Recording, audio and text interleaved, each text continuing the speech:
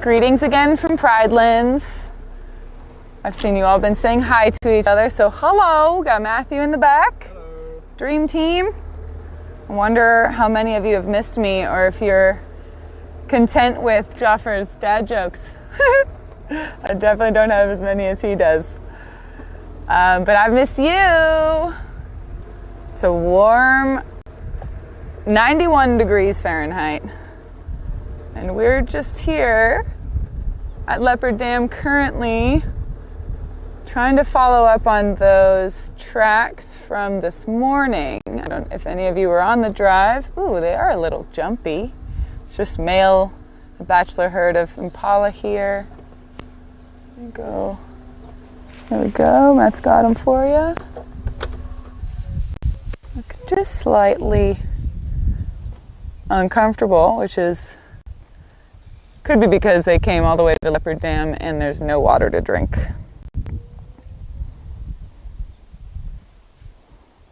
Just checking. Hi everyone. Hi Michael. Hi Brandy for School of Life. Carol, Julie, Barbara. How's it going? The jokes get worse every day. Carol. I won't tell him you said that. We got the whole team here.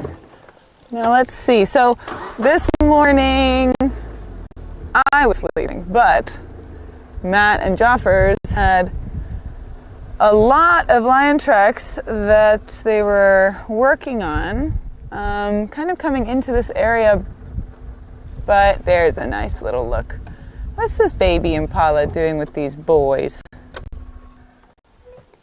Where's your mom?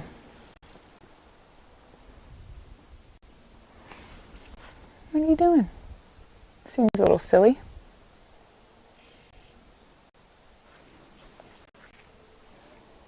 So we are gonna see if we can't work that lion magic again, but I haven't seen any tracks that look fresh. All the tracks that we saw on the way here were quite old, windblown, run over from this morning. So certainly looking around for fresh stuff. This is actually quite strange, this little one. There's got to be a breeding herd around here somewhere. And if you're listening, you can hear those red-billed oxpeckers just calling away to each other.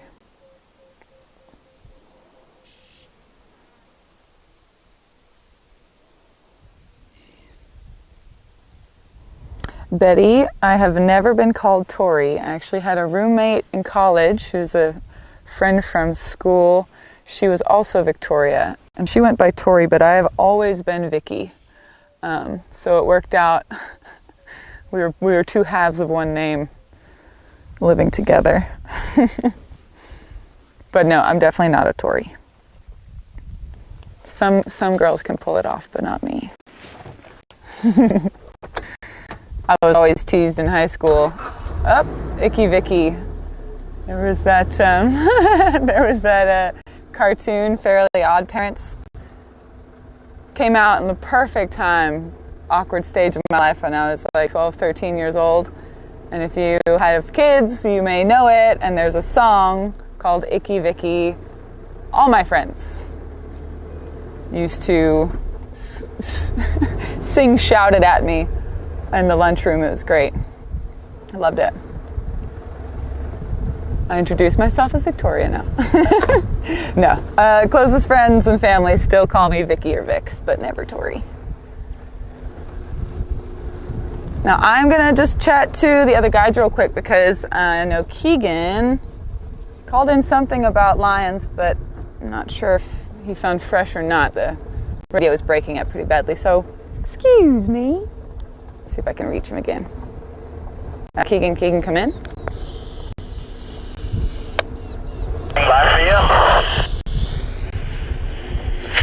Hey Keegan, sorry, you were breaking up a bit in your last message, but did you say you had fresh tracks for those lions?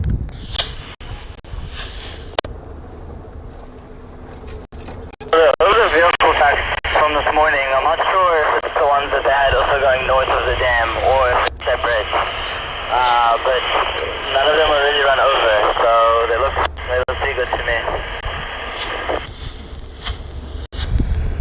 Copy, just moving towards Leopard Dam on Marula. Yeah, copy that. If you go onto Marula from Marshall heading towards Leopard Dam, you'll see avoided most of the tracks, so they're still there. But I'm just approaching Leopard Dam now. Okay, yeah, we're here now. I'm not seeing any fresh tracks, but I'm going to head a little bit further north and just have a look.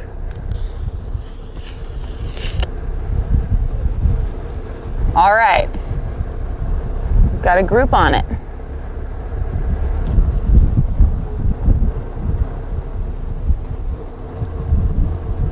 Hi, Rosalind.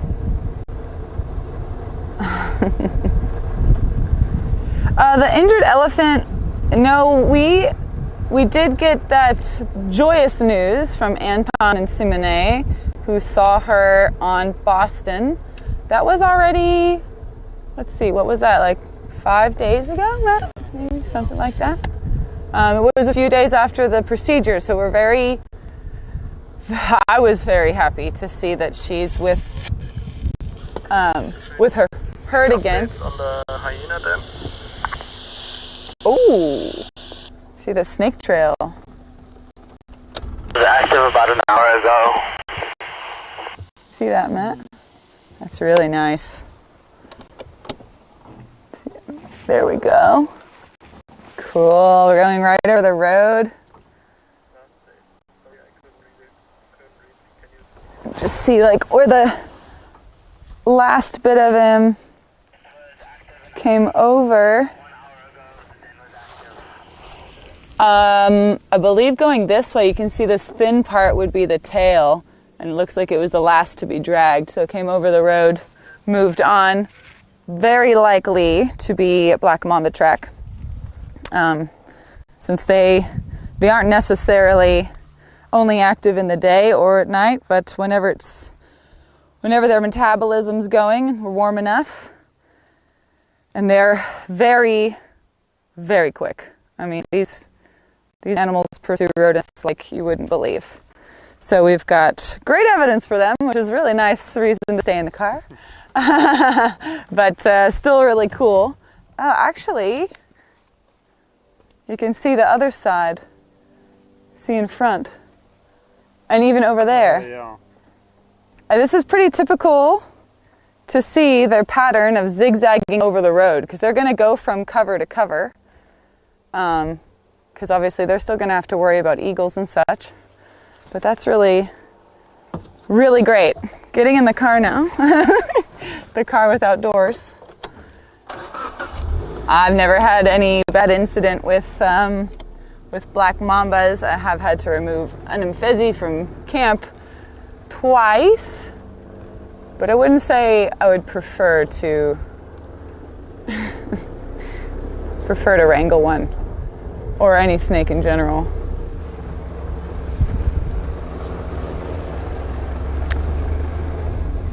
There isn't a road that goes further that way, hey? Not yet. Not yet. Okay, cool. We'll just scoop around. It's quite a warm day, so those lions are moving early and then found a nice spot to just chill. It could have been that they actually were heading towards Leopard Dam and another animal with the same hopes. Maybe they ran into them in the drainage line or staying cool. Hopefully there's something good to eat, because we all know that those girls could use a meal that's bigger than an impala. So we can hope the best. But we're just going to work this area for a little bit, see if we can't read the signs.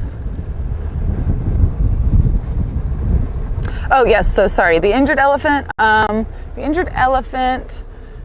we last saw, and there's another black mamba track is just going over and over and over the road.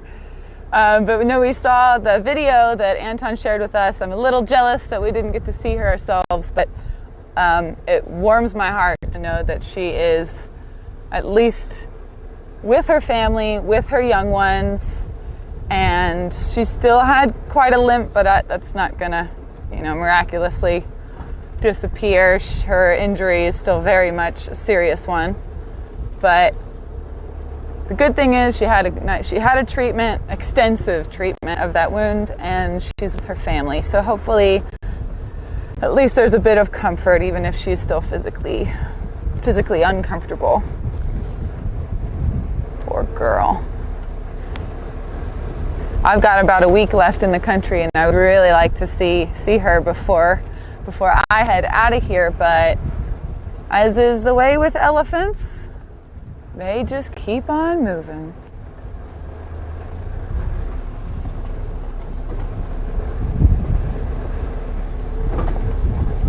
So many nice little drainage lines here. And those power lines are over the fence line, right? Yeah, okay. Ooh. I'm gonna put it in low range, Matt. Are you good back there? Yeah.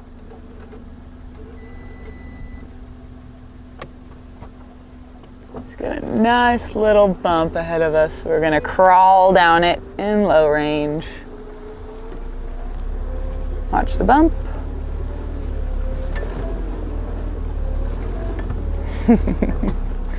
Nice.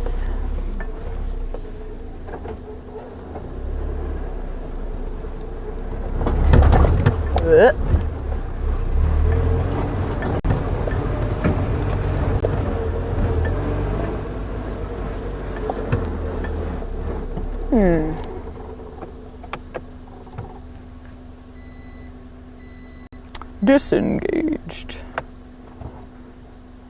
Maybe not. There we go. Mary, that herd will probably put some distance between them and Pridelands. It is not wrong to say that. I mean, it's not like she would have enjoyed that procedure, and the helicopter certainly would be quite shocking for the entire group. Be a little traumatized. But then again, you know, I'm not as familiar with the surrounding reserves. It's also possible that, you know, there might not be reliable water sources elsewhere, and they could quite happily get over what they went through and stick around. But she was only seen the once, so you're probably right. Likely that they just kept moving. Might have to grab that. Sorry, I picked up a hitchhiker stick. Oh no, there it is.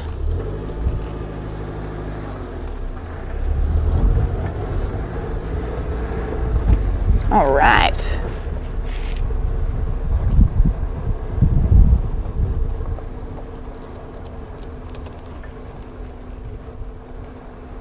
Oh, Atropa, that sounds intense. On the same day, somewhere else had a hyena was seen with an old snare wound around its neck. Ooh, and when the water came, when it was drinking, it came out of its throat. That is rough. Goodness. I hope the hyena got a bit of treatment, if possible. It gets pretty gory out here, you know? So especially if you're saying that was a snare, I mean, you really hate to see, it makes you kind of angry when you see animals being, you know, physically having to adapt their lives to human error. It's just terrible. You've got to set a better example for everyone, which is certainly what they try to do around here. Just gonna pull up a map. See if we can just do a little loopsy around Leopard Dam, pick up any fresh tracks perhaps. I think Brent may have said to you all that this is my last drive. I don't actually think it's my last drive, but I am. I'm still happy to be here. That's a road, hey? Yep. So maybe, okay, let's just do a tight circle. Tight roundabout. So I am around for another full week, and I don't really, thankfully, because I've gotten rid of so much, I don't have too much to pack. So I would love to get back out on drive, so I'm sure you'll get an update of our plans for the week before I fly out next Monday. Okay, cool. Yeah, I like this road. I like where it goes. Nice. We're just going to take it a little slow, try to look at everything. Ground's a little hard here. But geez, it's starting to look like winter. Hey, Matt? You could really... Really could use some rain. Yeah, I mean, it's all yellow and sad looking. Even the green grass is looking very brittle. No wonder we don't see any zebras. It bounces back so quickly though. I mean, just a few days of good rain that soaks the top layer of soil. You'll see a big change. Certainly hoping for the animal's sake that we get a good soaking. Oop.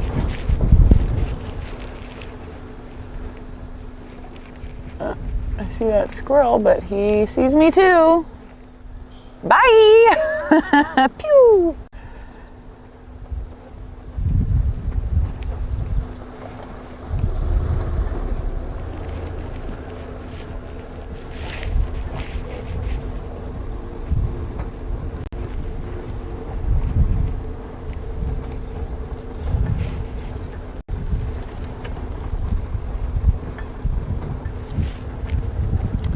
I know this area.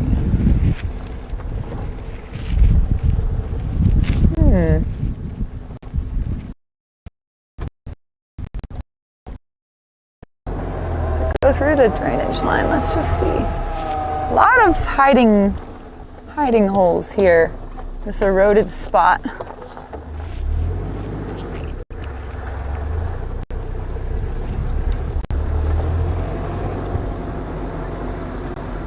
Okay, I can see where the trackers were walking.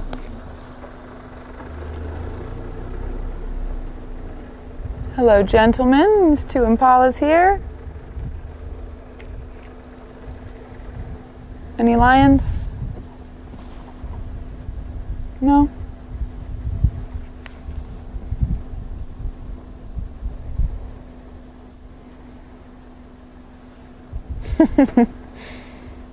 They look quite happy. Flies bothering you too, huh? My goodness. The hotter and drier it gets out here, oh bye, the more those flies look for moisture everywhere else. And geez, it gets pretty annoying because it's every time you sweat, you're just constantly just batting them away. The animals have to rely on their tails and their faces.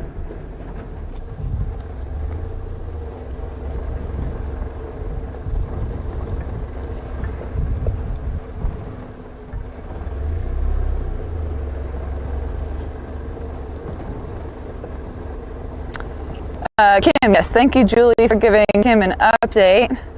We were all very worried and very appreciative of the help with funding that everyone came together and really made it happen. So, it's very much appreciated. It's going to help a lot in future as well when something like that happens again. Not that we hope it does, but it seems that there's always animals in need of help and not always the means to help them. So at least we're prepared.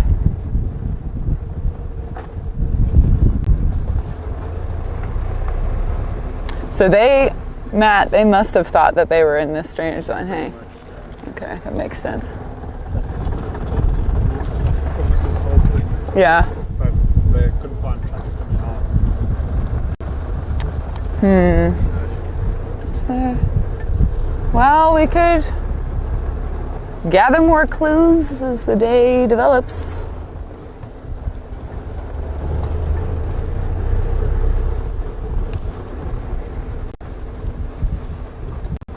So this is that north road.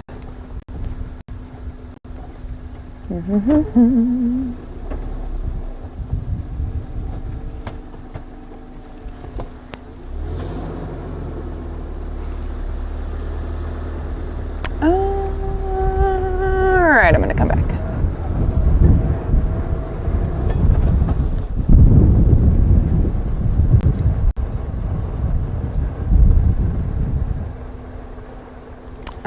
Okay, I see actually.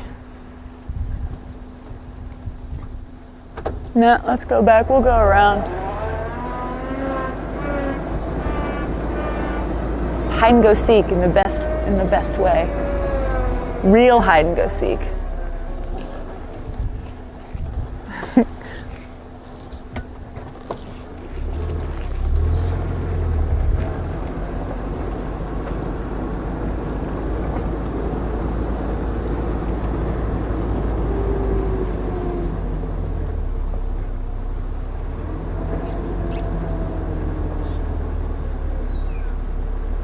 Julie, I am leaving. Oh, look at the bird party we walked in on.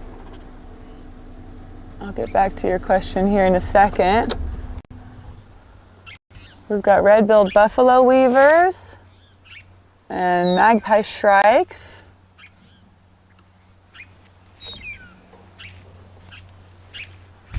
All talking to each other, even a red-billed hornbill.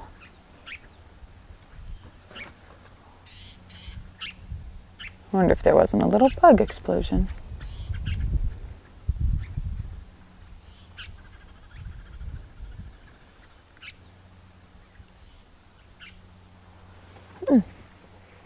Lovely, nice shot, Matt. These are those youngsters.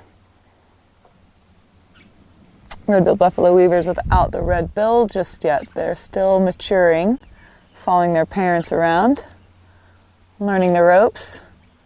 They'll be foraging on their own, but at the guidance of their community. Up, off they go. Nice. Very good. Yes, Julie, I have committed to working for a guiding company in Alaska for 2 years. I'm a permanent resident, so I am able to come back to South Africa. And I probably wouldn't have taken the job if I did not have my residency papers. So just keen to learn new things. But it's very possible that I'll be back later this year or maybe early in the next. Okay, nothing coming through here. Hold on, Matt.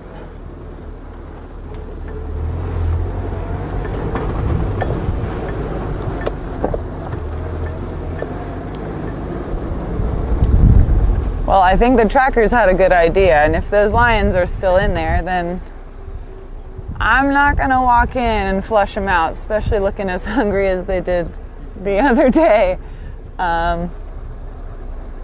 Still looking for tracks, though. I don't see why they would have moved. They've got a nice shady spot.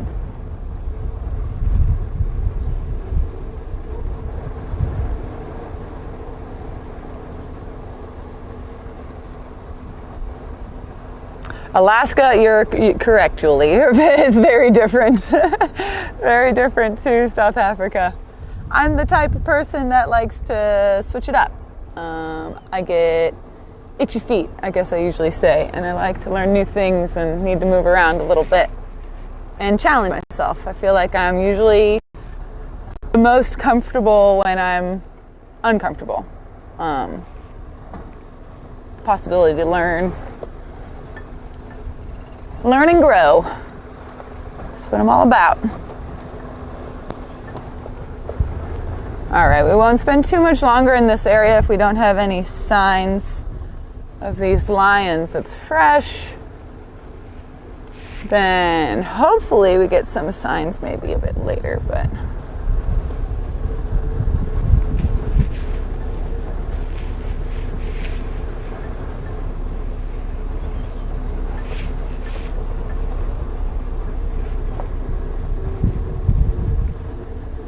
hi, Jive Bunny. Grumpy old man. It certainly is a change. It will be an interesting adjustment period for me.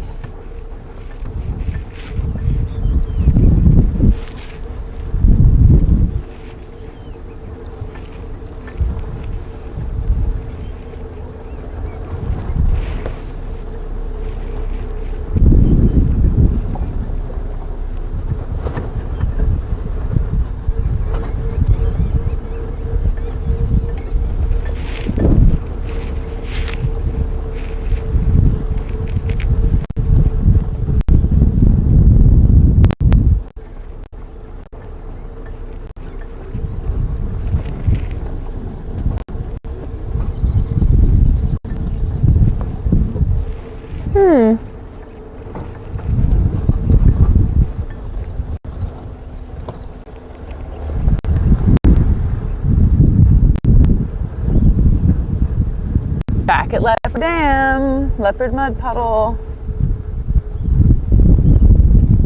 Got some guinea fowls looking like they're desperate for a drink. They might actually be scratching around for bugs. Let's see what they're actually up to. Oh wait, hang on.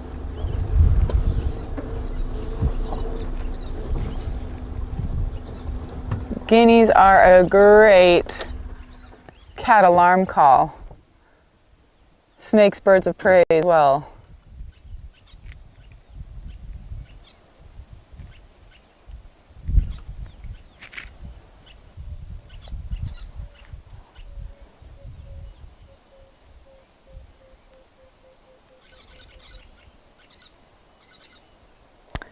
Your uncle was a ranger in Denali? That's awesome. Whoa. Oh no! I just got ant in my pants. Sorry. Get out of there. You are not welcome.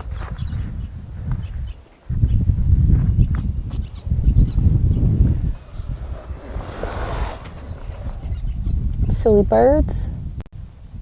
No, they're chill. Does look like they're kind of maybe they're even looking for things that have been trapped in the drying mud. Guinea fowl will eat anything from insects to fruits, seeds, especially grass seeds, anything they can reach really.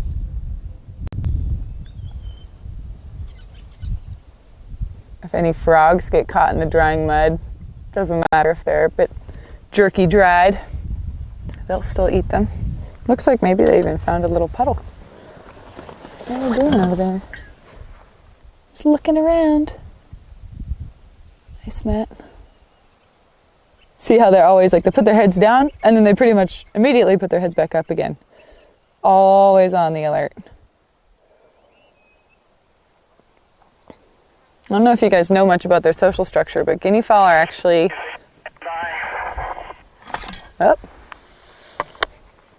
Go ahead. Fancy this encounter across the boundary this morning. Nothing on the group, not sure why, but it sounds like it's a waste following up. No. Okay, copy that. Thanks. We didn't find anything fresh and just circled back around to Leopard Dam, so we will call that off. Maybe check the boundary a little bit. Thank you for the update. Just a boundary, and the babies is just included there by city copies on the fence line, so I'm going to make my way there. Copy that. Good luck. Keep me posted. Okay then. That's how it goes.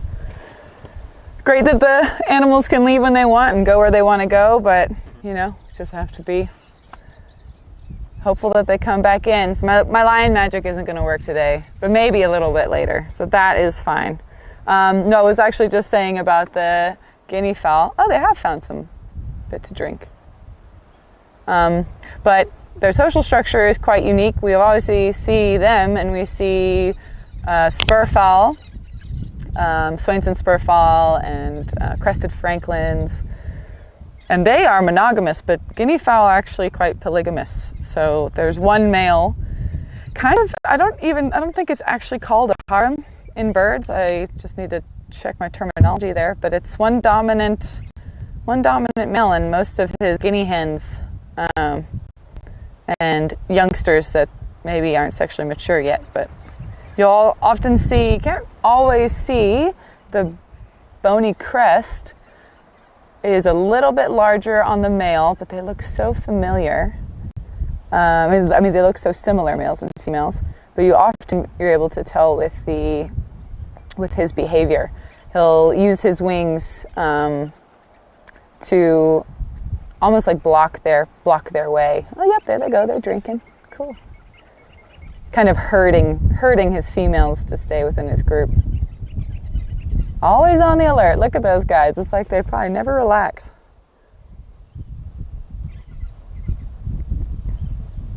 Marisha, hello, fellow Texan Houstonian. I will say that I don't necessarily consider myself. I don't know. Actually, it's hard. I'm like South African Texan, a combination. But I'm from Spring Cypress area. I don't know how far away you are from there. Bradley's from Austin. Awesome.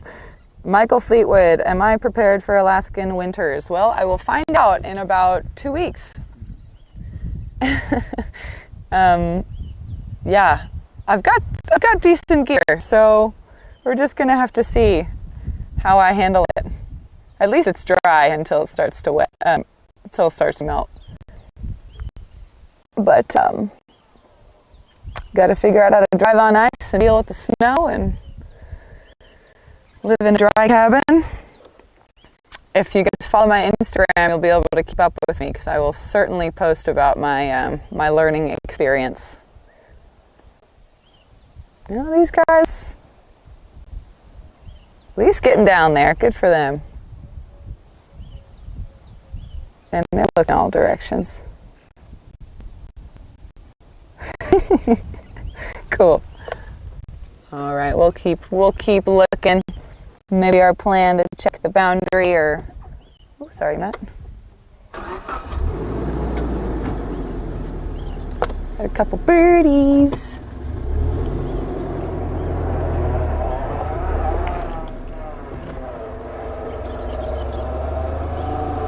Yeah, as far as Alaskan winter goes, I'm currently car shopping. I did sell my car on Friday, which is a huge, it was just a little sad, but then it's actually more of a relief because now I'm not bound to an asset. But I'm currently busy looking for my Alaskan transportation device, which I'm excited about. So I do need a good pair of snow boots, but I've got some stuff, got some gear, some warm clothes, lots of layers. I'm going to buy myself a pair of those puffy pants. Very flattering. But they're warm. And then just merino wool. Layers and layers of puffy stuff and woolly stuff. And I'll survive. If anybody has any connections up there, feel free to share. You can send me a link of anybody you know or any good ideas or good companies that I should get involved with. Oh, there were some elephant tracks going.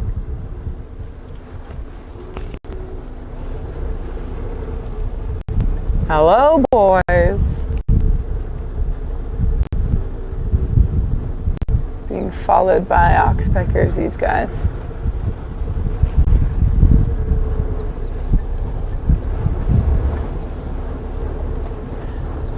Other than impala, this area is pretty quiet. I bet it's because there's no drinking water, so. The birds are also, did you hear the birds today, Matt? You hear them going crazy around like 1 o'clock? Oh, really? Maybe go drive around HQ and just check the water hole there as well.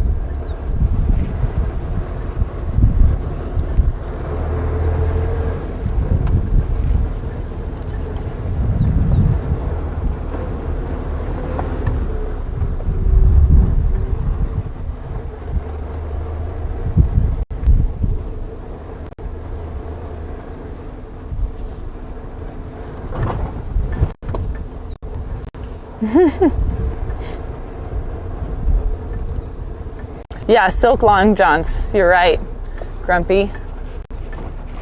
Silk and wool. Both don't freeze. So one thing that kind of surprised me, because I guess I've gone skiing so many times, but it's never been like sub-zero temperatures. But yeah, the last thing I want is cotton underwear to freeze underneath all of my layers. So it's all about material and gear and staying warm enough by being active and then being inside when you're not. Maybe I should take up knitting or crochet or something.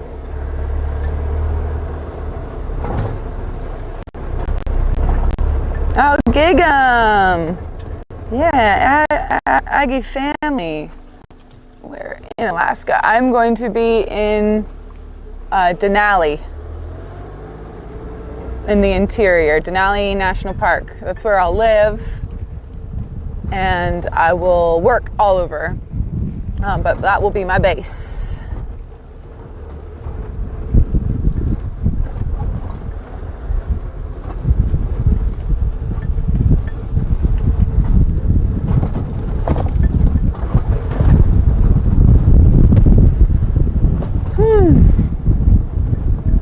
Oof, you turn one direction and it gets nice and cool. Hey? There's a picture away. They're hyena tracks. Because we came down here.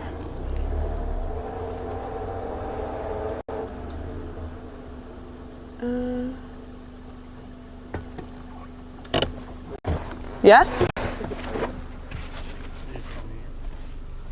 Yeah, hyena. Can see that asymmetrical pad. They came after us. Pretty sure. Somebody's awake. Okay. Good to see. But one hyena, I don't know. I think we'll still go down towards HQ and check the reliable water source.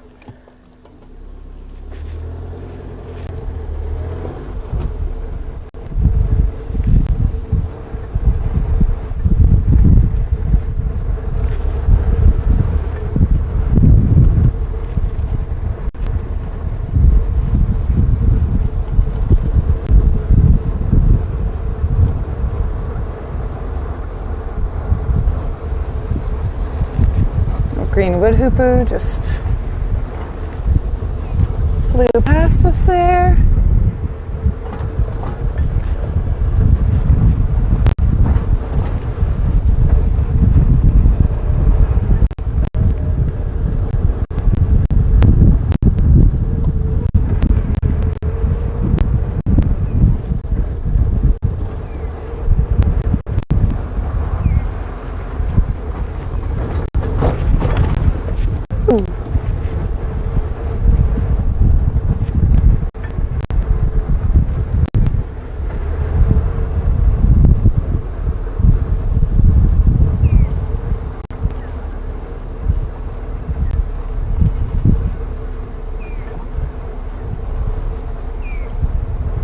Betty, a lot of new tricks to learn. Yes, but there's only, I think it's like 32 species of mammal in the interior of Alaska, and at least in Denali National Park. There's a few more species down in the south, where the winters aren't as hectic. But I even got to see, I got bear tracks, got to learn moose tracks very well because moose are everywhere. I even saw wolverine tracks, which was almost as cool as seeing them themselves, because I know they're very, very hard to see. This isn't a road, is it? Oh, it's open. Oh, okay. Ah, perfect for a sundowner, I see. A lot of human footprints. It's a really nice open area, actually.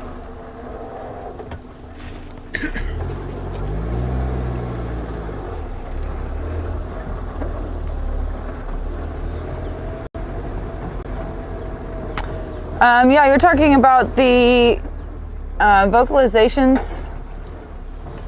Hyenas will communicate with each other in a variety of ways, but that whooping you're talking about is either a contact call or a territorial call, much like how lions roar.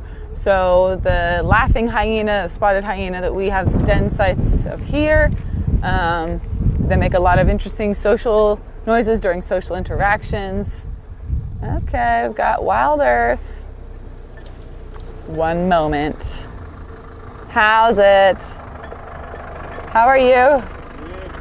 Good. You're looking for those lions.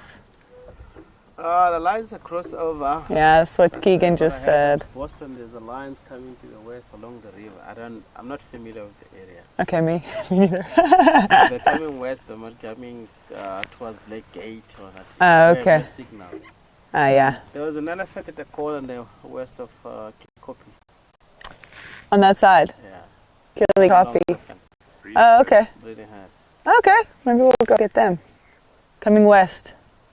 Yeah, coming north. Killy Copy, is that down? It's south of Leopard Dam. Oh, well, maybe we'll circle around. Leopard Dam. Yeah. A bit further this way. Oh, okay. Yeah, I was just like north, because that's where. Of Leopard Copies there. Oh, okay. Yeah. So west of. I'm going there. Maybe they'll end at dam. I don't know. Ah, just to play in the mud, hey? Yeah. Okay, cool. Well, if they do, let us know. Well, go around. thanks. Enjoy. Thanks. Have fun.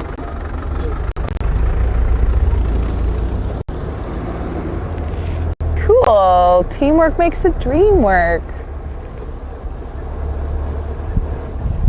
He didn't send a pin. You said Killy Copy? Yeah.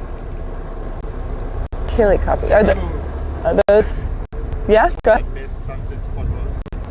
Yes. So that is that way. Yeah. All right. Let's give it a try.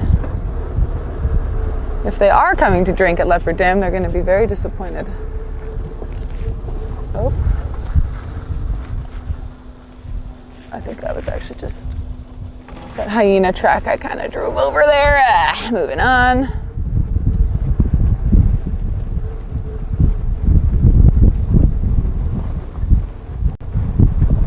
Oh, sorry. So they're talking. So they wouldn't, if they need to communicate hyenas over a long distance, whoop, in the best conditions, and they put their head down towards the ground when they call. Lions roar up in the air. So as they call towards the ground, it reverberates off the ground, and the sound actually carries further. So often if you see them like really excited or trying to communicate with the rest of the clan, maybe they're alone, they find a kill, the lions are harassing them, then you will see them go, ooh, putting their head down. Ooh, baboons.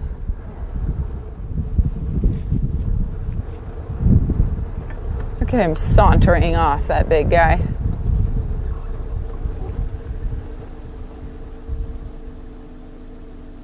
Maybe they're going towards the copies. Big boss in the back there.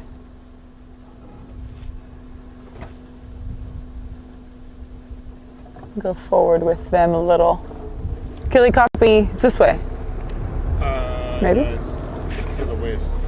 Okay, so we just, we're back on. Gotcha. Where are you guys going? Nope.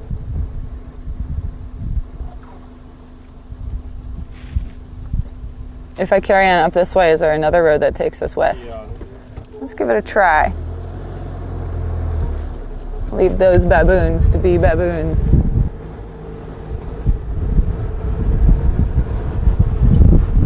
So, sorry, it's taking me 10 minutes to answer your discussion about hyenas. But if they are calling, or if they're not calling, that is a good sign. That it's not a great sign for lions, but it might be a great sign for stability. The clan itself. There's a baboon right in this tree. Hang on. Oh, right there too. Up, off they go. It always amazes me how they can be so shy.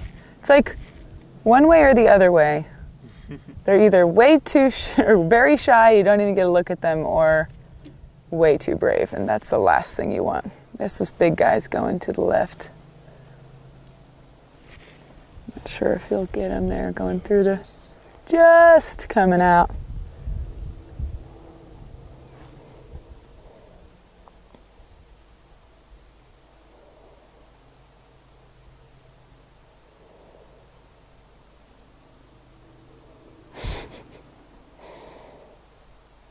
That's funny. Grumpy. Grizzly scats full of bells and smells like pepper spray. That pepper spray is no joke. I had a whole can go off in my backpack.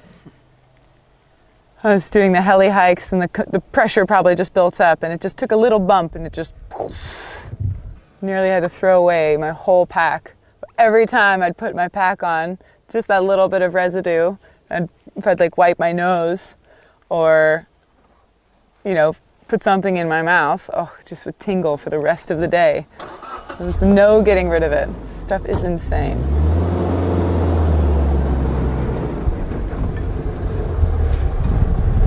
All right, we're gonna give that breeding herd a shot.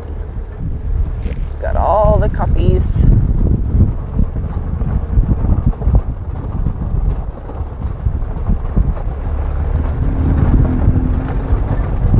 Whoop.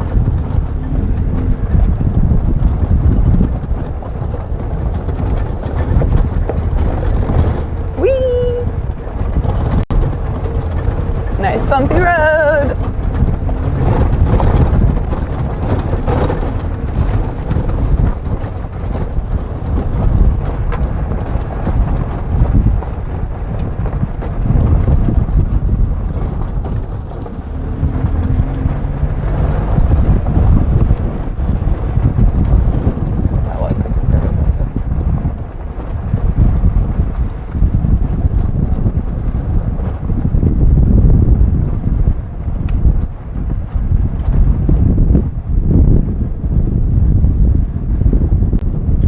This road in just a second. Signal might bounce a bit. So they're saying touring the fence line like this way. Yeah. And this is Ridge? Western Ridge? Eastern Ridge Road.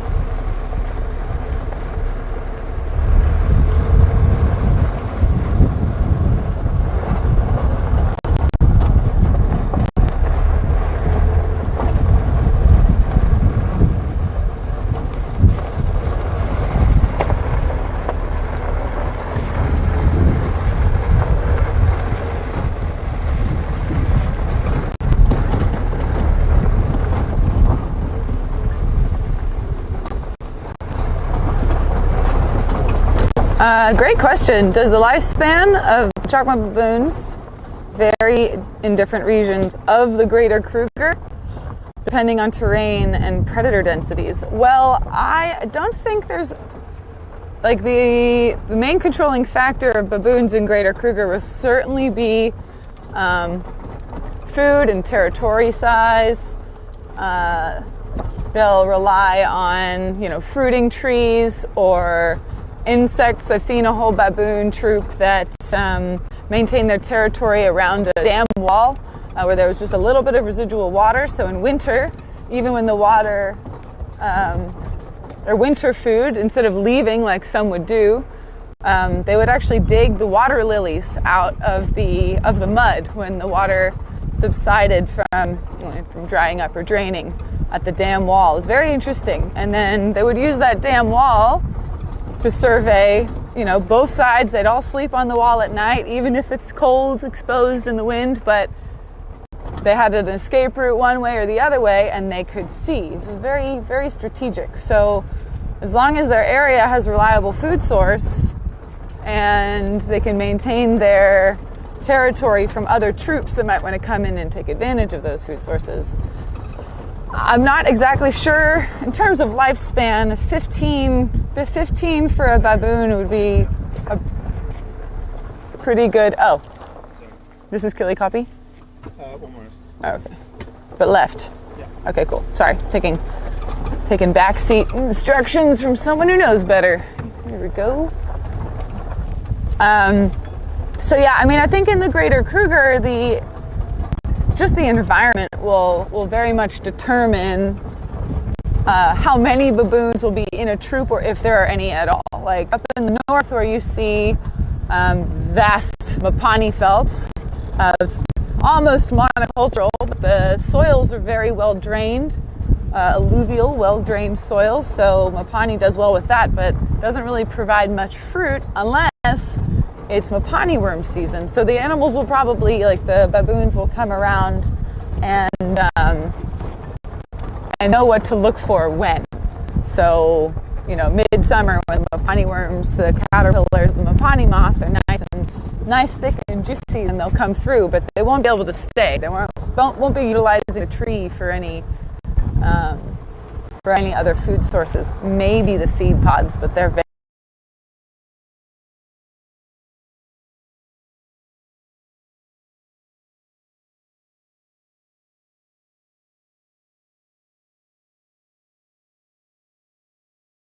and a bit nicer than eating it raw, that's for sure. Okay. Did they post it on the group? Or are you just looking at your map? Oh, just kidding.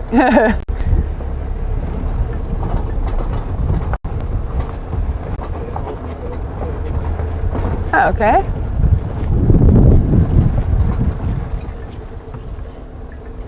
So I would say the lifespan of Chacma baboons will have quite a larger variety with something like the populations in the Cape, or any population that, you know, they maintain a territory around a residential human residence. They might do better than any of the baboons in Kruger, because they'll go through your trash and scare you away from your picnic site and might have more nutritious food available to them. Yeah, the dam, using that dam, those baboons, I mean, they had about 40 individuals, including females, males, and babies. It was a very strong troop. So there's one way, like we like to show animals in their natural habitat, and even though humans, you know, have negatively impacted many environments, almost like the relics that they left behind, like old structures or dam walls. Like I've seen leopards lounging on dam walls, using it for the same reason, like surveying their environment, looking for any potential prey in the distance. As den sites, because there's obviously, with the water fluctuating through the year, there's like pockets under the concrete and exposure of those big river rocks and boulders, which is perfect hidey hole for little cubbies. So for some, and there are some good examples of us unintentionally providing for animals in some ways.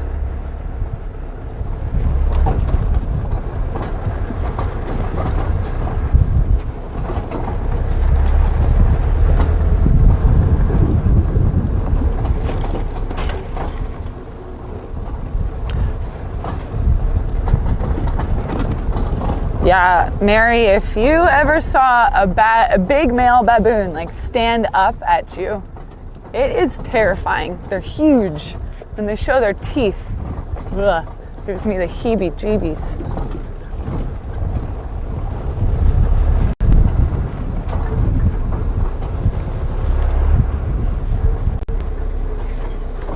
Left.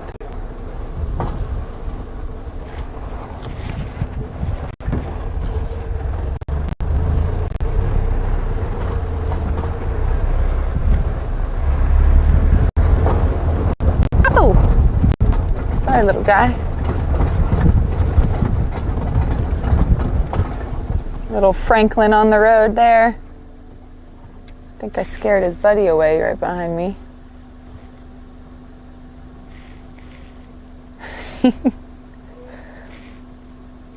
They always make me laugh.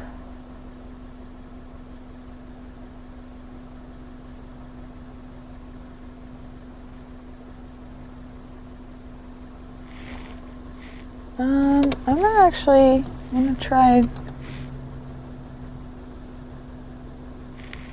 You're so good with that camera, Matt. There's a butterfly on our right that's static at the moment, but it's hard to see.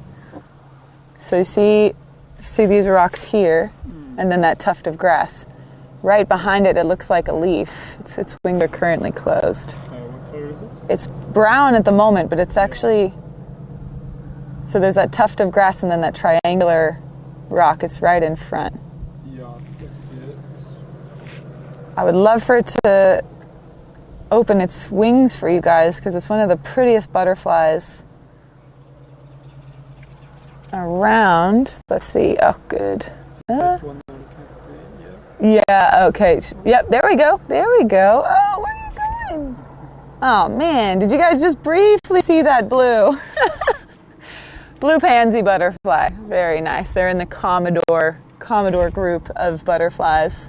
I don't even know where the flowers are that it's eating from. Good job, Matt. Sorry. I could have probably told you sooner. So this is KKP's area. So they're not here. That second pin was to our west. Okay. All right, we're on an elephant mission, everyone. And to our west is just... On the fence line. On the fence. Okay, cool. But still west, or should I just go around the copy quickly? What do you think? Or I think they were around there a while ago. Ah, I see. Those are the ones that the wild I was talking about. Okay. I know the fence is outside. Let's give it a try.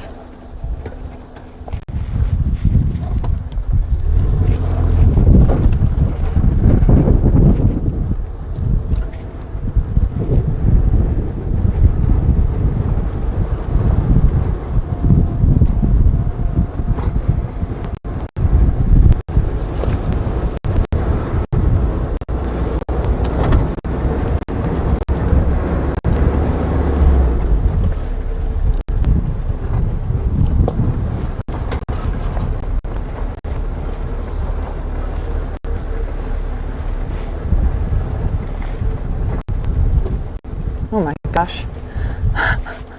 I know it's not going to look like it now that we're close, but coming up to this stick out of this termite mound, it looked like a snake with its mouth open. It must be like snake jumpy today. Afternoon, Anton, updates just to meet you, Kyle, was active quite a while ago. There's a big herd of enclosed. Somewhere in the western... Animals like, or snakes like that, well, any snake really, but I've known a few black mambas, watch your head here, Matt, to hold up in old termite mounds that are filled with holes. Scary stuff.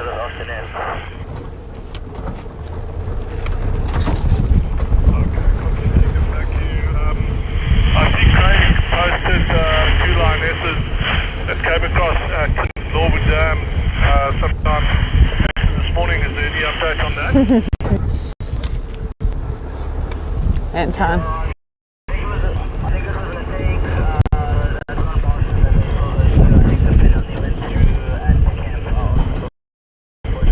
Ellies.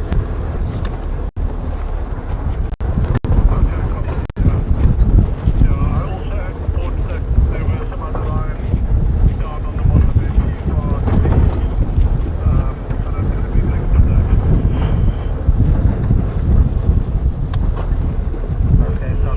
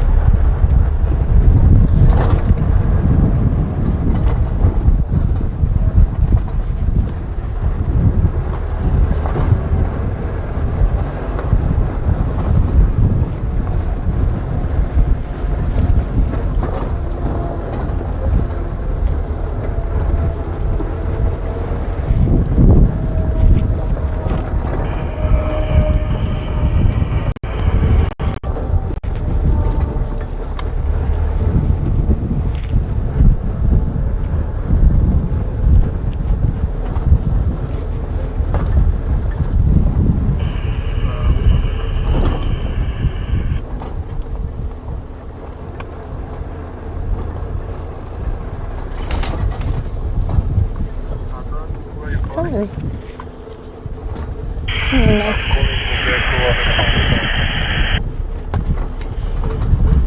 Huh. Well.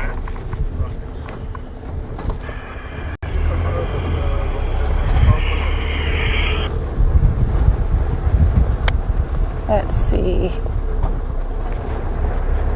Affirmative, 200 lock.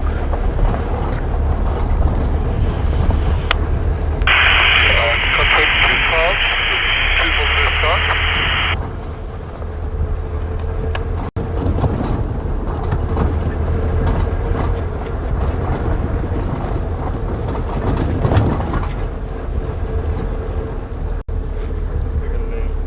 Yeah, I see the.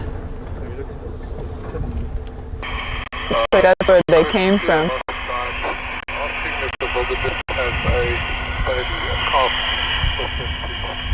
Let's just check here. Oh, the pin. They were on the fence line, you said, hey? So we can just go down. Let's give it a try, hey, y'all. Straight. Okay. Oh, it does. Okay, cool. What would I do without you? Just drive in circles.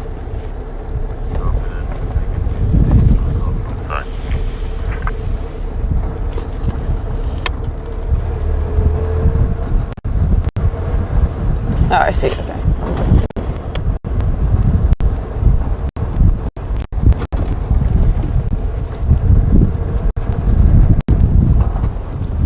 Okay, that's what comes out. Gotcha. Gotcha, gotcha, gotcha.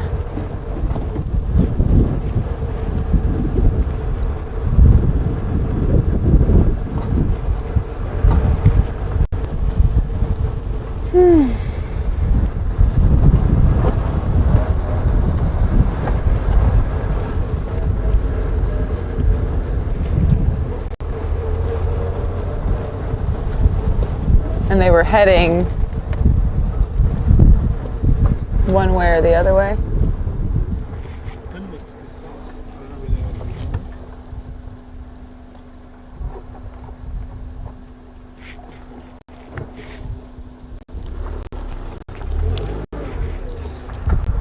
Doesn't look like they came up this side. Yeah, the pin was this way, hey. Well, let's have a look-see. There's a track there. Hey? Yeah, you can. There's a track there.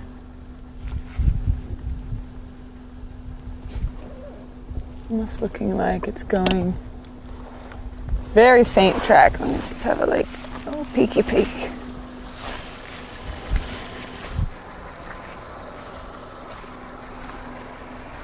Oh, that's hard to see.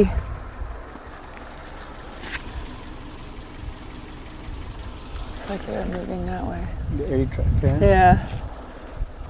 Can you get it? Yeah. There we go. Yeah. Really faint. Elephants are really hard to track on hard ground. But the front of the track is right here. The back of the track is about here. This part of the track is very flat. The best part of the track that's well defined is this little indention here, which we've spoken about before. It's the direction of movement because they dig in their toes as they move forward. So there's a bit more weight there on the toes and toenails.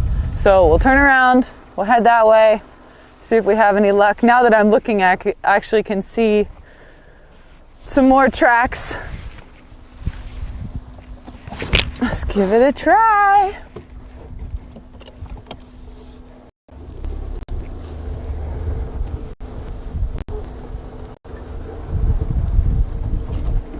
Oh, there's some poop. That's why we could smell them. Some elephant dung there. Give them a nice close look at that poo-poo.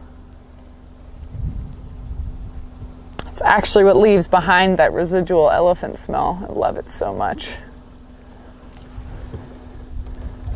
Good sign. No dung beetles on it yet, though.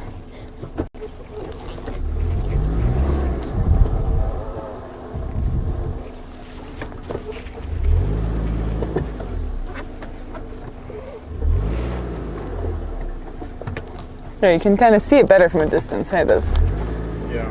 tracks.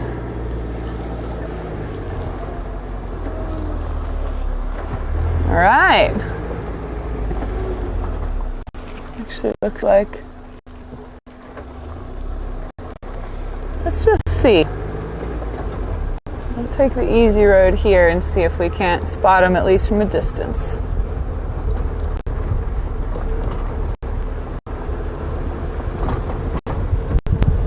More tracks.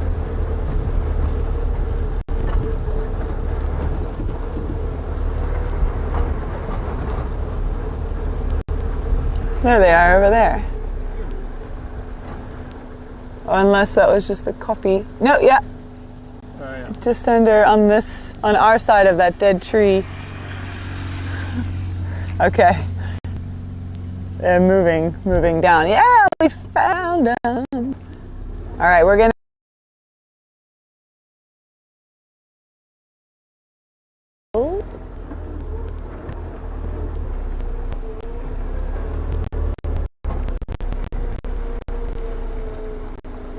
I see you.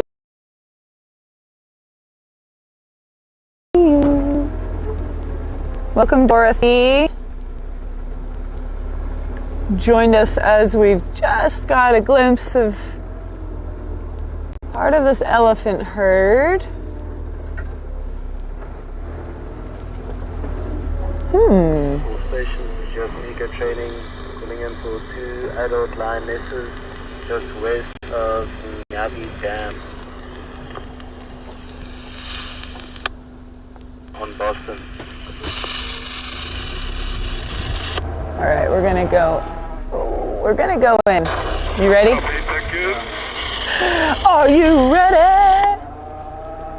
Ready for some off-roading? Visuals 4 out of 5, say Lalapali. Love it. All right. Hey, Students eating the Lala Pandy. Hey, we all gotta learn how to say it somehow. All right, let's see. Hopefully, don't whack Matt off with any bushes.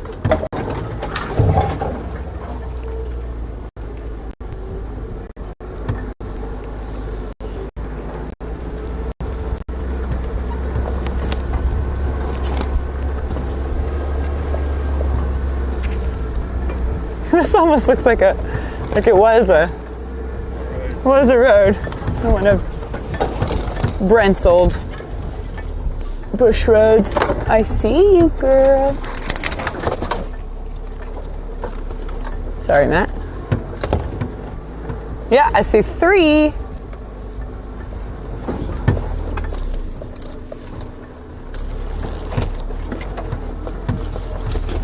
There we go.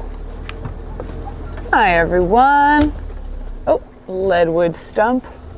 Duly noted. Just gonna go over this one.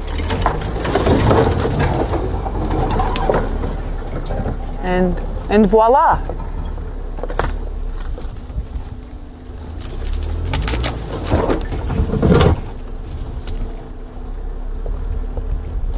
Is that good for you? Okay. Hello.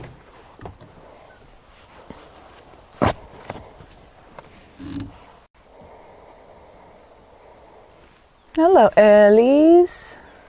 Nice. We have 3 in our view right now.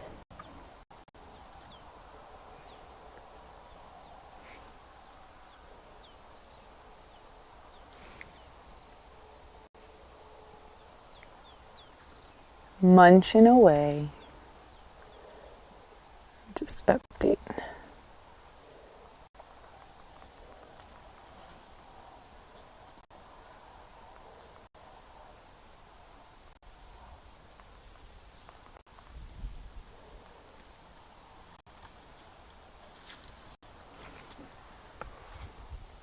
Oh, she's got a baby with her. Oh, yeah. I didn't even see him. Hey, Cheeky. Hey, bud. Mama's got her little one.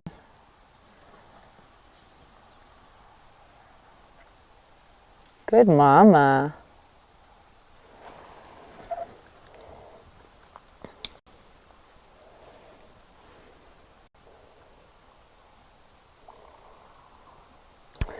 Michael, good question. What do you think is something us as people could learn from elephants? Oh, honestly, community, especially these females. I mean, they feel so much more comfortable when they're together. They can rely on one another. They also listen to their elders, take guidance from them. Both the females that stay in their natal herd, a natal herd meaning the herd they're born into, because it's very unusual for females to leave. And then males, even when they're pushed away from their natal herd, they'll associate with a mature bull if they're lucky, and learn from them. Once they're chased away from their families because of their pubescent stage of life, they'll learn from other male elephants that have the same story, and in that way, they stay social. They learn from one another. I think humans can certainly use an elephant's example from that. There's a lot of pride in our society nowadays. Everyone's supposed to be an expert or supposed to have it all together, and it's picture perfect what you see on Instagram, but the reality of it is can all use a little help from our loved ones or our community, or both. Hopefully both. But that's a nice question. Also, we can also learn from elephants to apply sunscreen. Even though wrinkles work for them. Look, this little one's just coming out.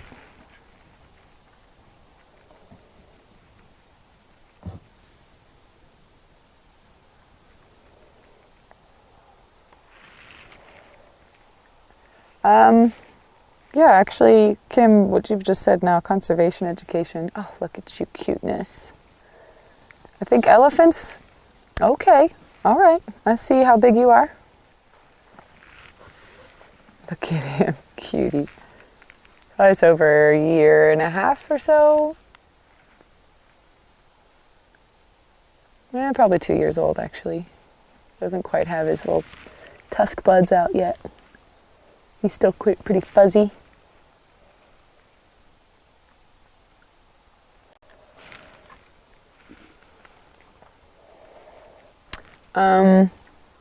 Interesting point. I was just reading what Kim said about conservation, and if you know much about keystone species, if you don't, I'll nerd out on it for a little bit because it's a really interesting topic. They've got a couple more elephants coming through here. Hey, there's more mamas and young ones. I'll just wait for them to come to us before we crash through any more bushes. But while I'm on that topic, so keystone species, if you've heard of them, they are used all over the world. It's not only Africa, but a great example of a keystone species in Africa is both elephants and termites. Basically, a keystone species presence in an environment will dictate the biodiversity, the nutrient cycling, the general overall health of an environment. So keystone species like elephants, we know that they're constructively destructive, right? They push over trees, they can push over a very old marula to get to the fruit, and everyone gets all sad, but the long term, what we might not even see in our lifetime, is that destruction provides so much for the local environment. It gives rodents holes to hole up in, to sleep in, provides grounds for decomposers, in many ways, also, they provide food for other animals by downing a tree. Oh, that one has a tiny, tiny baby. I don't know if you... Yeah, the one that you're looking at, just I think it's just gone. Oh, wait. No, it's not her tail. Let me see if I can just get around and get in front of her here.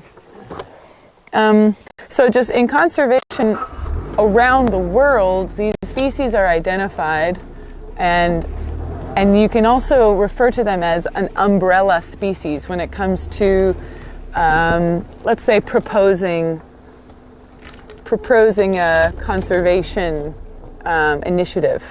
You'll have the one species where their, oh, okay, that's a big hole, where their numbers, and that one individual species' overall health in the ecosystem can almost carry with them the health of other animals. Yeah, see? Teeny. I thought so. You are a little one. So just going back on like the lessons that we can learn from elephants is if there's enough space for elephants, because we know that they do cover a lot of ground, they move around for water, they move around for seasonal food acquirement, but they need that space. And in all that space that's provided for elephants, they're a very good poster child for African conservation, but as an umbrella species, all these other life processes and species that survive in an elephant's home range, they benefit. Even if you don't know, what a common gray duiker is, or a steenbok, or this insect that only survives on this one tree, which has a very small range, etc., etc. So as a keystone and an umbrella species, they're very important in terms of,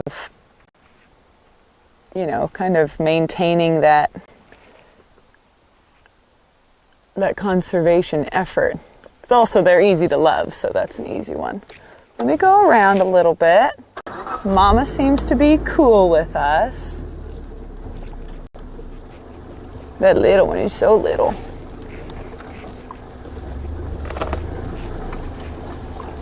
Girl. A beauty. All right, I hear you. Give me a little head shake. I hear you, girl. It's okay. I think that tree's going to come down behind her there.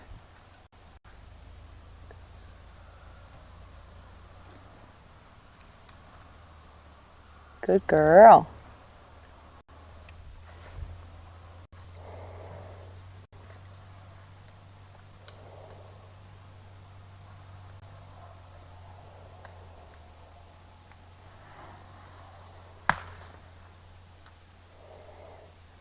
She's good.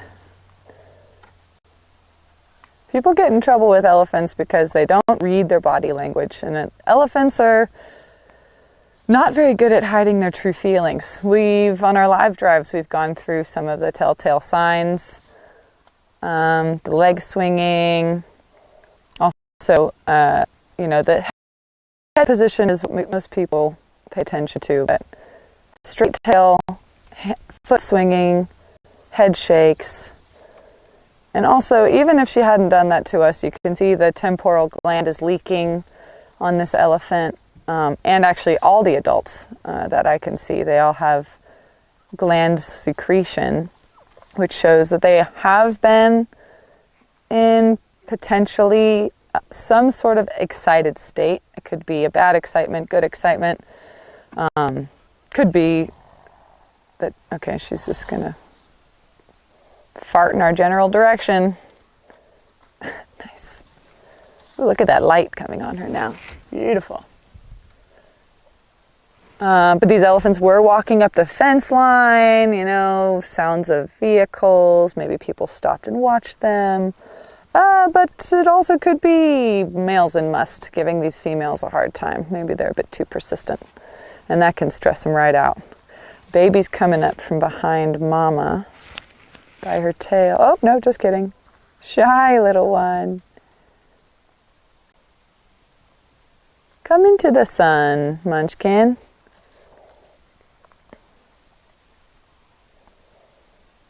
But yeah, I mean, you know, you want to read the signs they give you because they are communicating to you. Oh, yeah. This is just protecting their baby.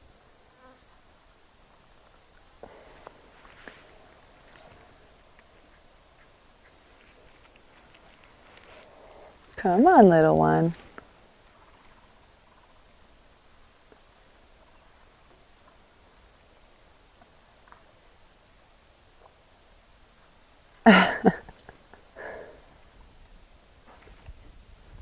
There we go.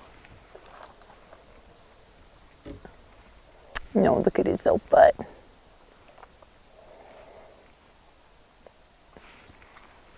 So little. I'd say this one is not even yet. Oh, excuse me. Potty time. I don't think this one is even yet a year old. It's got a very floppy trunk and very, very, very close to mom. Hey, little guy. Fuzzy head. You can see how fuzzy he is.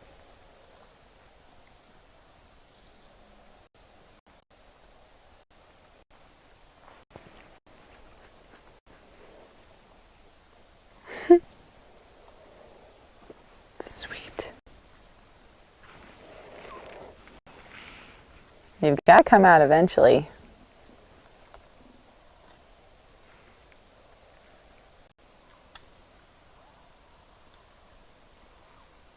Look at that little trunk.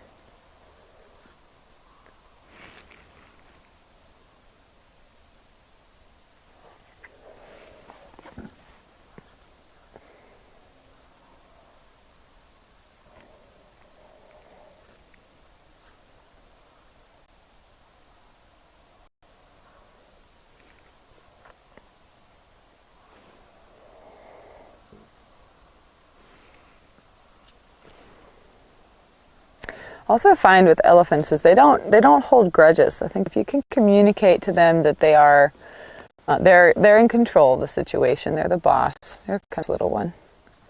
They tend to see, like if you see they're upset or if they shake their head and you give them space and move back, and also speak calmly to them, they often relax right down. And if not, you'll know it. You'll know that they're still upset. It's almost like they can't hide their true feelings from you. Hey, little thing. Oh, sweetie. Mama keeps looking at us sideways. It's like she's keeping that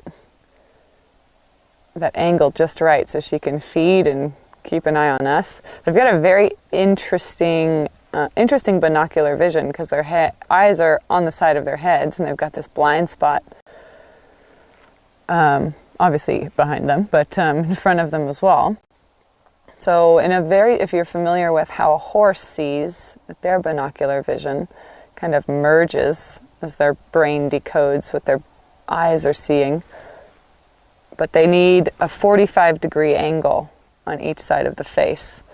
So they don't have to turn their head too far to be able to see pretty much directly behind them.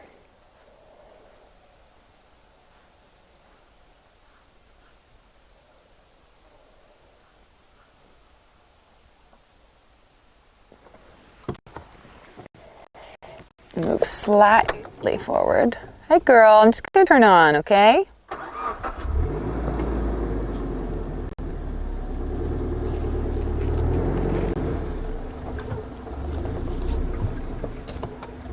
See that little one putting his head right in.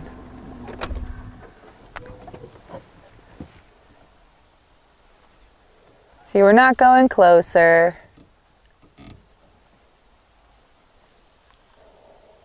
What's he going for?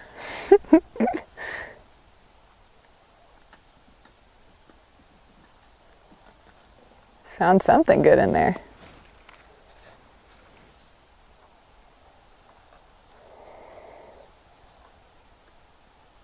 Is it Canadian? That is a cool name. I like that a lot. The fuzz actually stays. It's so much more noticeable when they're babies, but that fuzzy look on an infant elephant, infant being anything under a year old, it is simply because they're small and their skin is still quite still lacking wrinkles. As they grow up and spread out, the hairs, if you get a good look at if you get a good up close and personal look at an elephant, they are quite dispersed, certainly not covered in hairs like we are, but they have more than you think. So when they're small, it's just much easier, much more noticeable. Look at him. Whoop. Oh, okay. Oh, that's nice over there.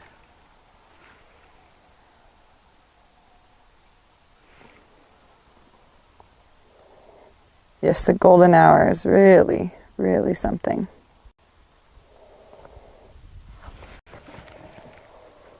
Oh, comes another mama there. Oh, what you doing? Good shot, Matt.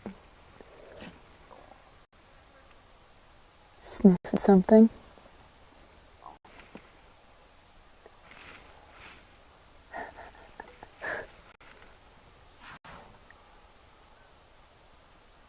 It's like he's really shy. Every time he gets into a little open gap, he quickly rushes off into the trees somewhere else.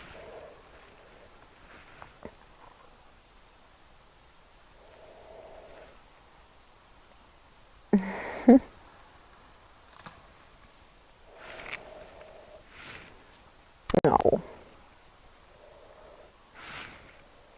Hanging out with his older sibling, it looks like. His mama is just to the left of where these two elephants are, but the one behind that baby is, just kidding. I thought it was without her tail. It's got a little boo-boo. But it's much smaller, quite bigger than him. It's maybe like 8 years old or so. Just an estimate. Oh, this one. Hey, Matt. This one in front's nursing. Can you see through there? Yeah. Yeah. There we go.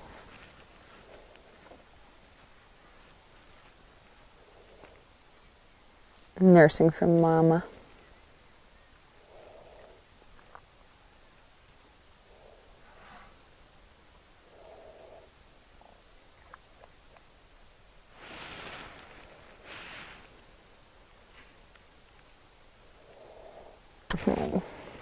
They have to move their trunk out of the way. I've had a few people ask me if they can drink milk through their trunk like they can with water, but nope, they've got to put their mouth on a teat. So they usually, you see the youngsters just put their trunk right over their head, but I think this guy is taking the sideways route.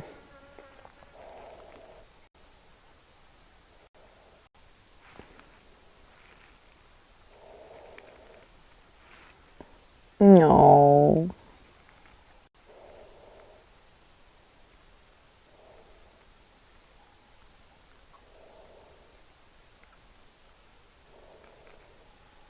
Too sweet.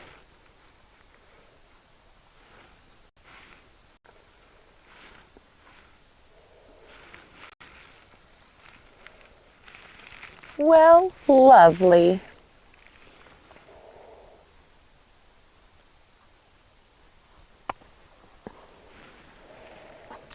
Thank you, girls.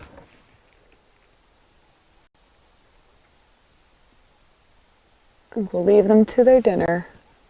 Matt, that junction we were just at, or would I just say along the fence line just to update the group? Pretty much just put it on the group. Yeah, I did that already. Okay, cool. This is in the middle of the block. Nice. All right, we're gonna carry on. Nice little few encounters there.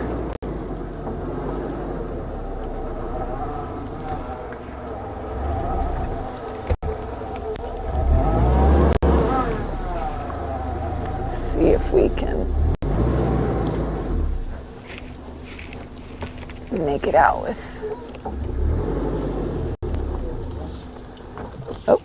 Oh, shot of tequila for me. When I was learning to drive stick. Oh, cool. See the orb spider there. Nice.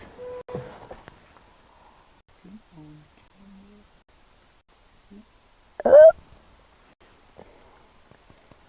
Ready to go? Oh, going down. Oh, yeah. These things are so cool. Look at those patterns.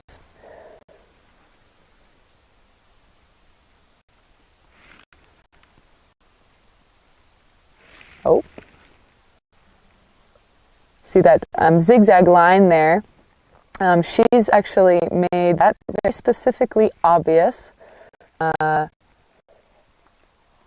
It is much more noticeable than the rest of her web. It's pretty much for birds and mammals. They'll see that zigzag, that line kind of stick out and hopefully avoid, oh, beautiful, beautiful patterns, eh?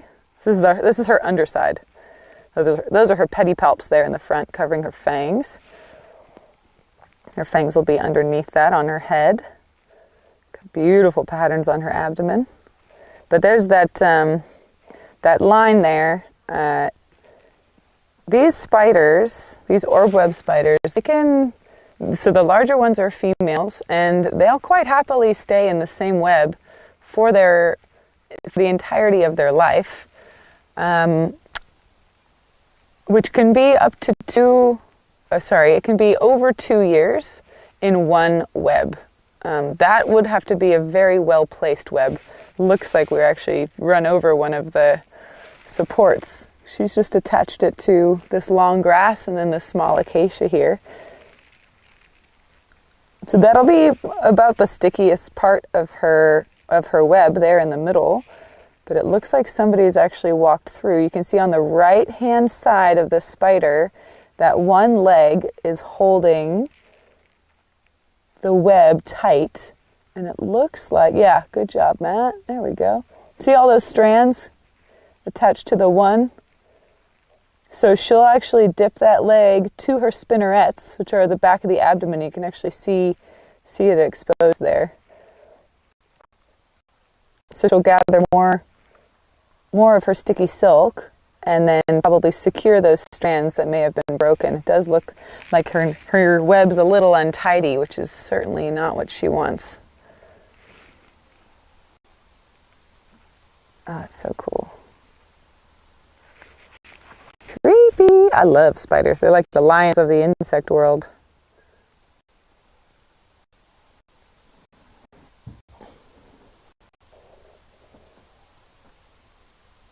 Yeah, Barbara, on the screen, not in your house. I totally get it.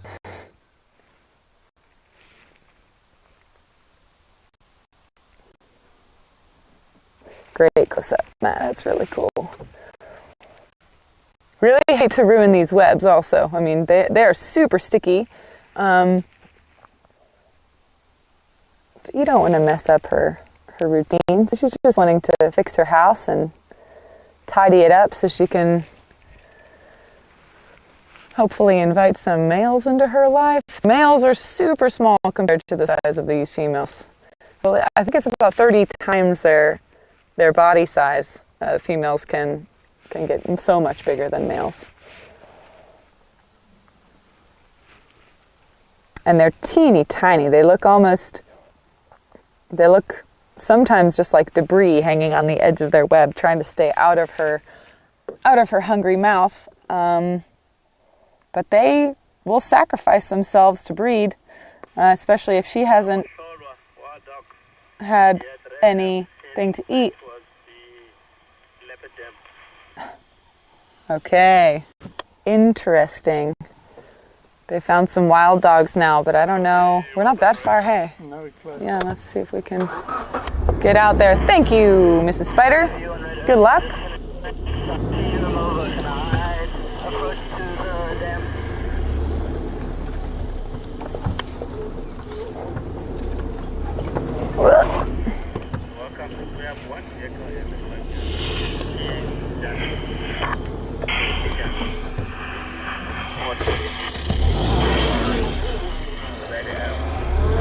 You good, Matt?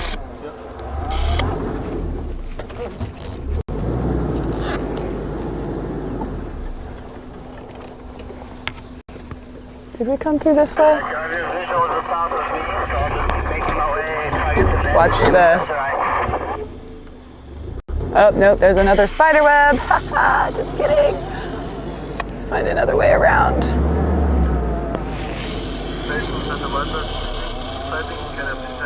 I'm at Greater.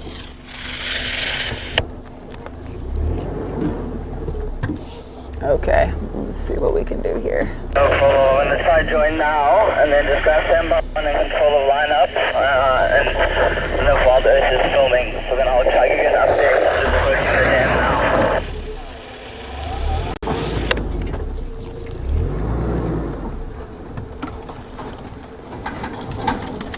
Watch your right.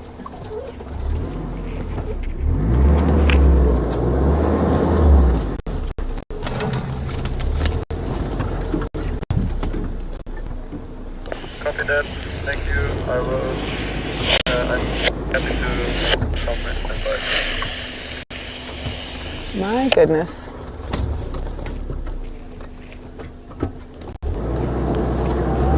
Should have just followed the elephants out.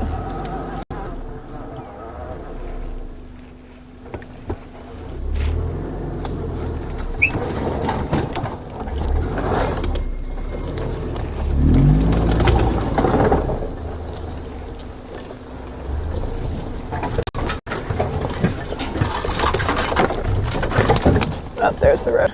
Sweet.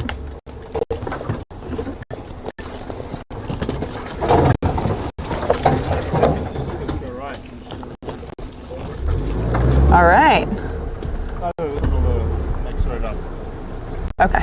Smaller just south of Leopard Dam. So we're just west of Leopard Dam. South. Oh, south. West and south. Station controlling that wild dog sighting. Come in for Vicky. Hi, elephants. Thank you for coming to the road after all that. Vicky, I think EcoTraining is standby 1 and in control. You're welcome to have it too. Copy that. Thank you very much. I'm just south of the dam here, just getting around this in Glovum Flambe. I'll take that too. Thank you. Gentlemen, heading straight Hi, girl. away to the north. I'm heading east. Heading to the south. I'm going to follow. Well, if you're going to be stuck in traffic, there's certainly worse. Hey, Okay, just confirm it turns south. there's worse traffic to be stuck in. You brave. Affirmative towards maybe if you go west of that area towards Kilikopi. Look like they're hunting here. Okay. I'm on the Singoilla just south of you now. I'll let you know Well, if there's anything. gonna have to wait for this little one to go because I certainly don't want to upset your mama. Thank you, sweetheart.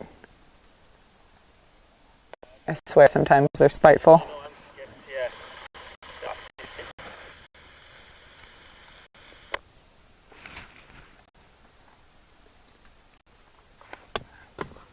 Sounds like those dogs are moving, so I don't want everybody to get their hopes up, but we're certainly going to try. Thank you, Bubba. Thanks, Mama. That's okay. I should be able to take over if they pop up down here. I don't have your visual anymore, but I'll let you know if I get it. All right.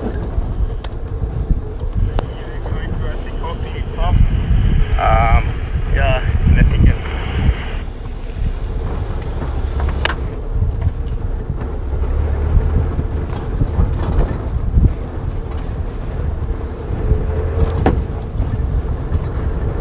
Exciting!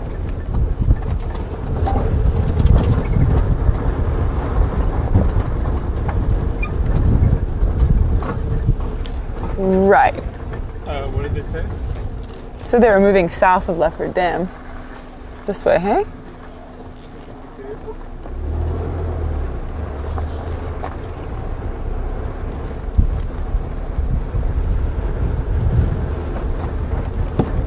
Oh, I gotcha.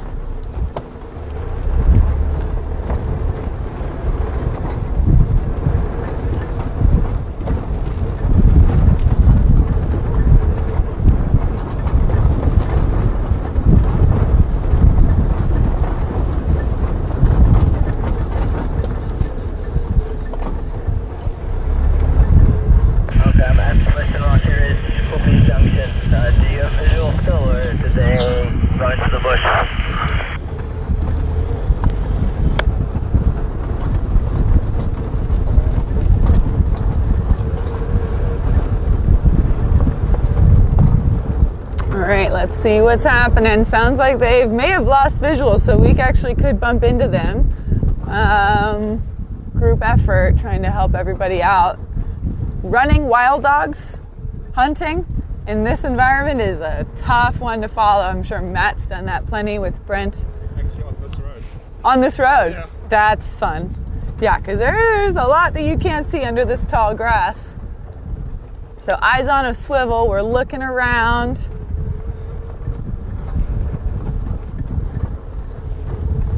All right, yeah, VM says we can extend a little bit if we've got a chance to see these dogs, so let's see what happens. We've still got light. So you guys just stay tuned. There's Keegan. Hey, I was trying to help you out. Cool. All right, they're gonna go that way. There's Impala there. And they don't look freaked out at all.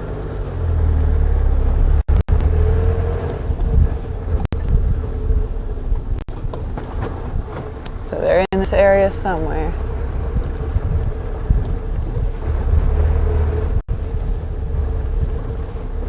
Gosh, they do move though when they're hunting. Reston, can you confirm that you don't have visual anymore?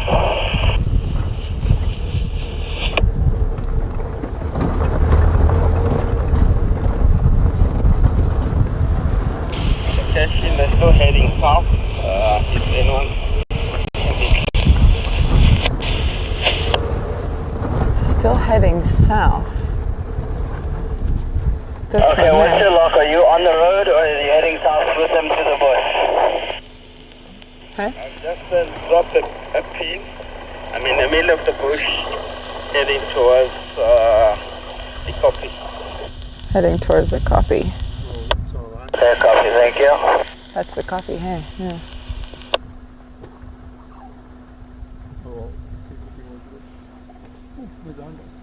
Oh, there they are. Oh, geez. Hey, you found us. Awesome. Hey, I'm everybody. here on the Anguilla, just south of you. We're now heading east on the road. Vicky, if you turn around somewhere just so you'll be here. I think if you turn around, you'll get them. I've got one right in front of me, Keegan. I'm going to stick with, I've got 2 and 3, and I hear your vehicle. They're certainly hunting, trying to regroup. Just the 3 of them. Let me just move off so we can all see each other.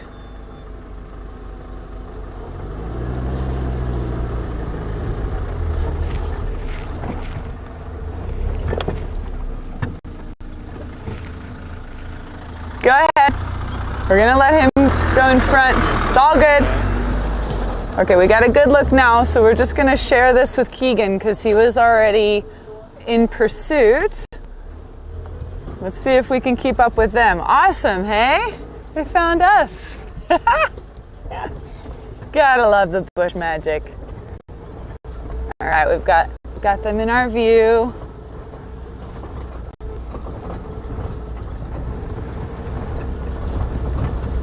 Okay, they're not at top speed. That's quite helpful. And they're using the road, which they certainly don't have to do, so.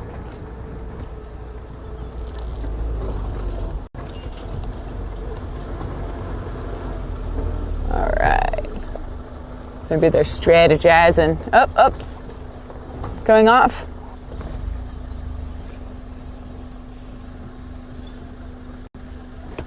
Going off towards the copy.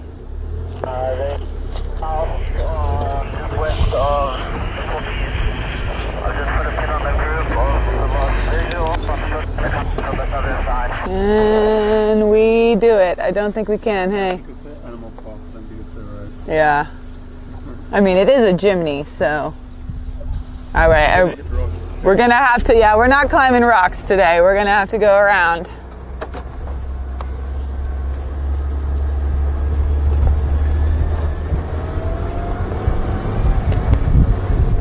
Doggies! Doggies.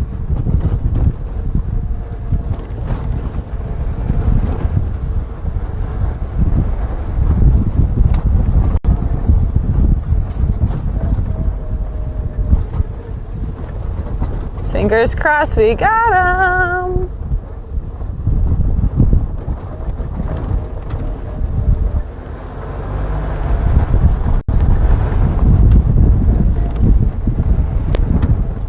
Yeah, I know. I also love when you put in the effort and then in the end, sometimes you just have to stop and listen.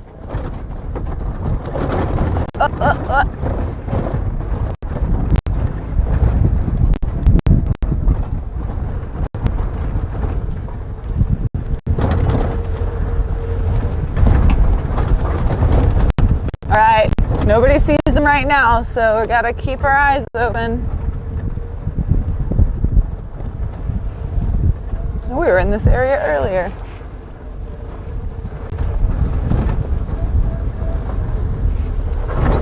Sorry. I don't know. They could have gone the other way.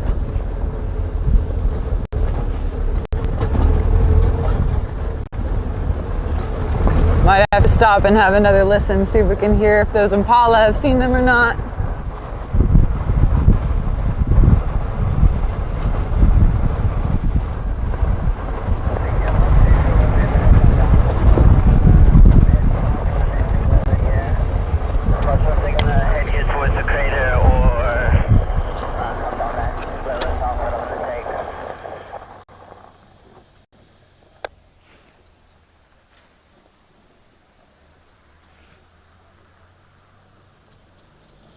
There were impala back on that road.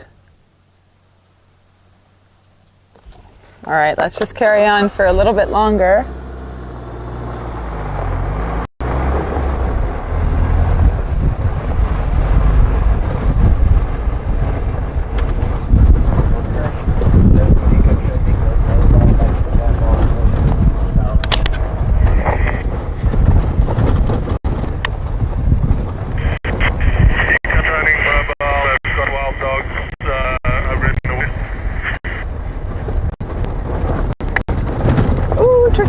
Tricky area. EcoTraining vehicle that was on by one earlier. Come in. Oh, what a beautiful sunset too. Now the answer for shoulder. First step by. Go ahead. We had brief visual. You're welcome to make your way into the area. They were puppies on the group. They were going south from the pin. Just the puppies, just west of the crater. You're welcome to make your way in this area. This car's okay. Come on, dogs. Back on the road.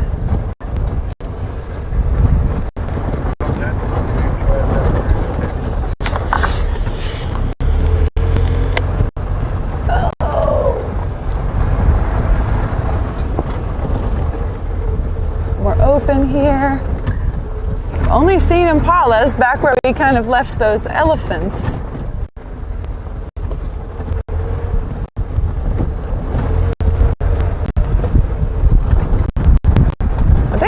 3-pack we saw the other day. Hey, oh, we got them there.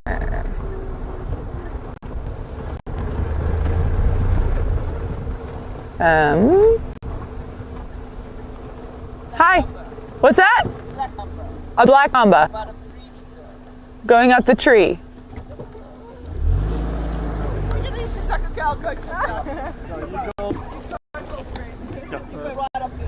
Hi there. Keegan Fancup. In the knobthorn going up. Oh, jeez. Hi Keegan, not sure if you saw this earlier, but there's for Nyamazan. We'll let him go, we'll have a look. Chongololo area. It's cutting in westwards into Guys, this might be not sure if you saw this. bad news for the dogs. This is a really rocky spot, and I'm not hearing anything in terms of animal alarm calls. Only human alarm calls for that snake there. See if we can get it. They were like, nope. I think we might just circle back to see. I think we've got the time. Just looking. I definitely don't want a mamba to fall on my head.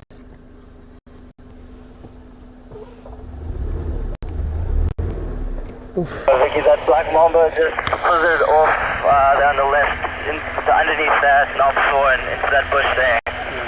Oh, okay. Right. Copy that. Yeah, I think we would have loved to see it, but glad it's not going to drop on us from above. Confirm that there's no other updates with those dogs that haven't relocated. No, and unfortunately, right when we're coming up here, it's just where they crossed south. Okay, that's They didn't run up this road, then they might continue heading south. So maybe Impala Zephyr clearing area. Zephyr clearing back this way, hey? I'll just keep looking. South switching on. Maybe Let's give it a try. EcoTraining, trying to follow up maybe a little bit north, a little bit south on the west. Sometimes they might pop out somewhere there. Oy vey, doggies! Short but sweet. Copy that. We'll keep checking in the area. No, man. Not the place to off-road and follow as well. Just get like stuck on a rock. Let's see, we've still got some time, see if we can relocate them. And if we do, then we can certainly extend. Oh my gosh, but the sunset is beautiful. All stations, here from EcoTraining, exiting Boston, going mobile, in Pridelands.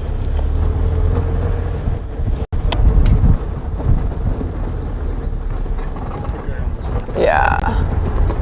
Actually, I have no idea where that road is. That one. Yeah, That looks like road. it's... It's a new road, but I can't see any About that now, yeah. Marshall Eagle. Marshall Eagle. No. If anyone can come and take over from us, it's stationary at the moment. But On Marshall Eagle. straight to the south. I think he means Marshall. Marshall, yeah. Back, hey? Yeah. All right, Go again. let's see. We'll see if we can get there. Those dogs have moved, guys. Yeah, Jackie now from Delvo. Now, but Marshall Eagle. Hang on. Okay, copy that. EcoTraining, stand by one, make your way and Vicky up. An alright sighting.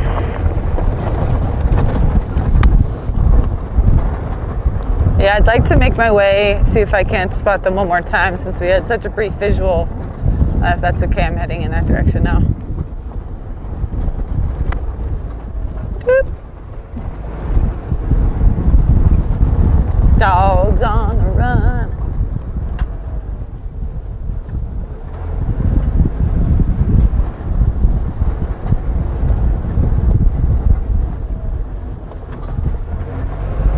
As much as I would have loved to have seen a black mamba from a distance, I am glad that it was gone.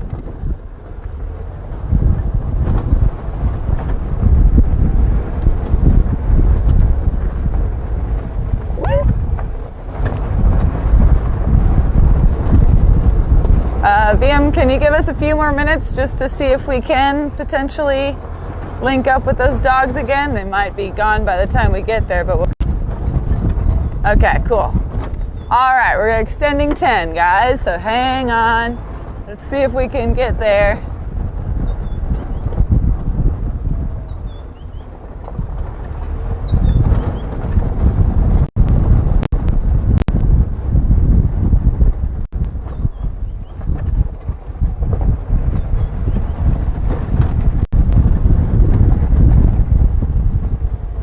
Yeah, that sunset is beautiful. I actually feel bad putting it behind us now. But it is a stunner.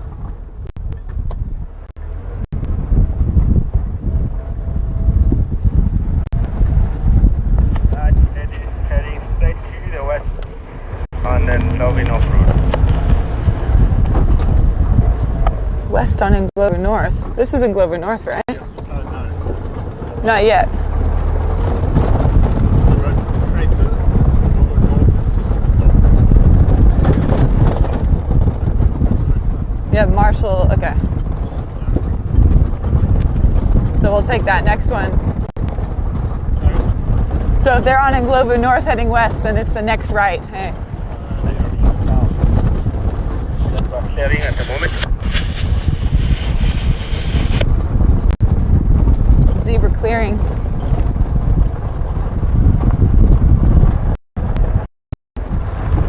Woo!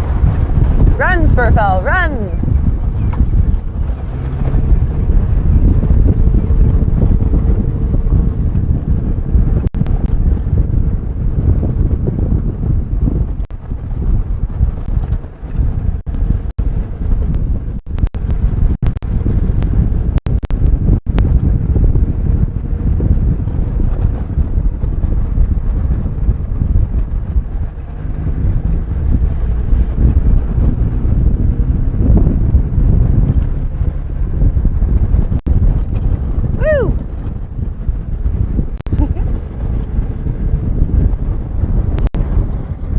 That's in Glovu. Okay. But in Glovu clearing, I mean, zebra clearing is this one down here. Yeah. Okay. Whoa. Sorry, everyone.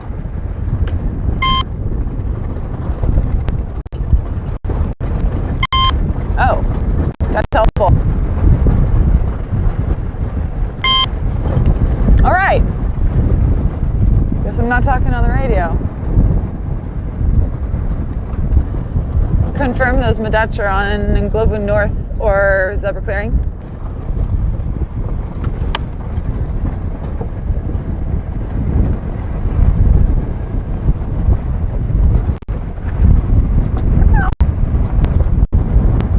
Station Madach come in.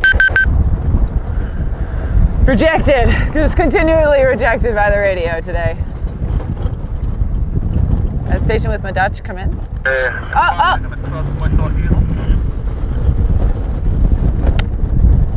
I see the Impala running that side. Oh, there they go. Okay.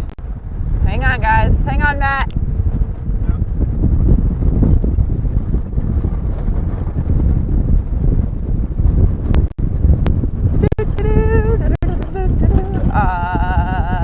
Okay.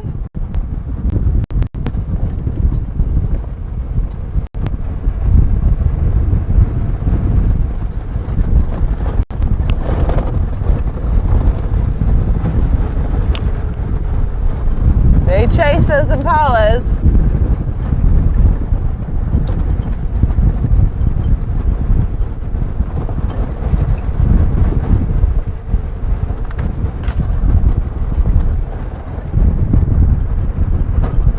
Okay, we got a couple going into the bush again.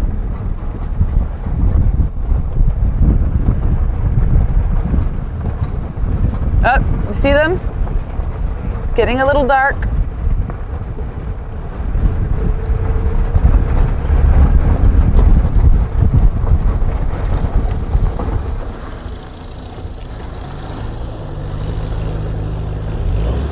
Okay, this traffic is not ideal.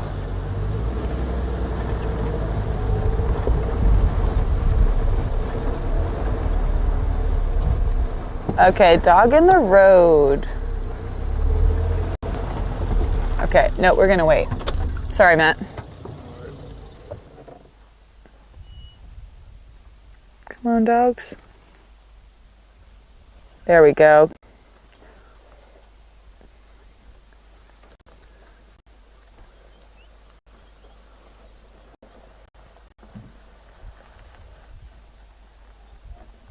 Beautiful. Second one coming to join this one. He's having a little poo-poo.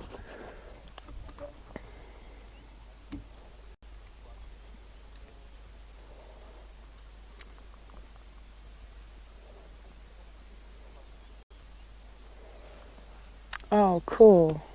See, they just keep coming to us, hey?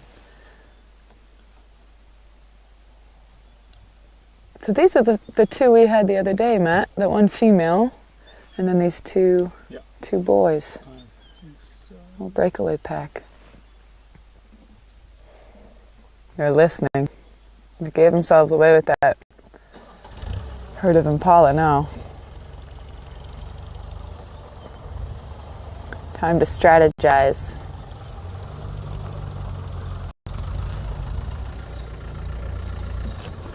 Sorry guys, I don't mean to be ignoring your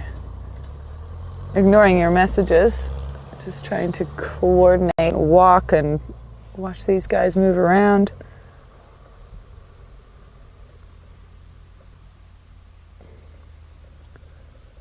Oh, amazing. You can hear the oxpecker that maybe followed those impalas. These dogs are just catching their breath. They gave a bit of a go as we were approaching them now.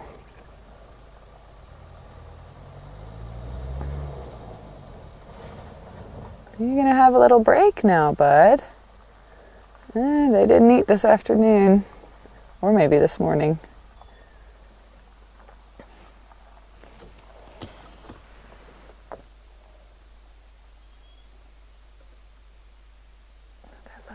I'm going to turn this around, okay, Matt?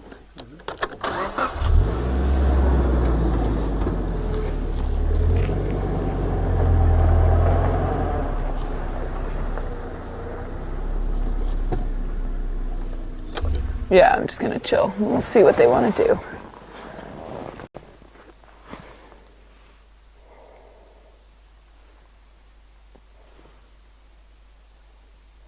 Looks like this is their little marking point. Both males have actually just gone to the bathroom right in front of us.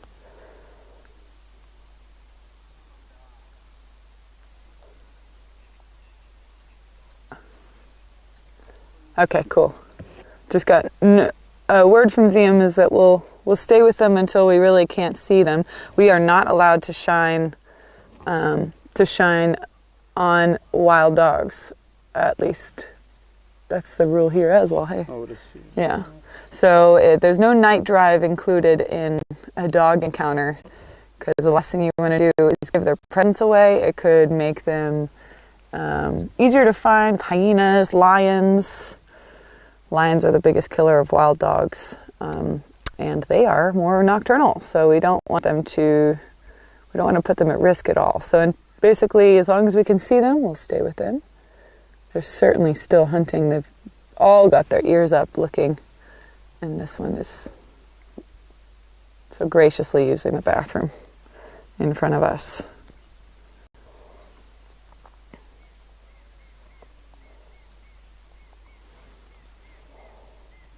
Okay, I've lost the chat. I'll be back up now.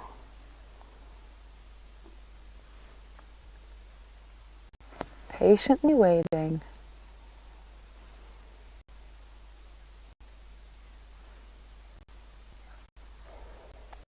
Oof, I can smell that poop. That is not nice. Oh, oh God, do you smell that?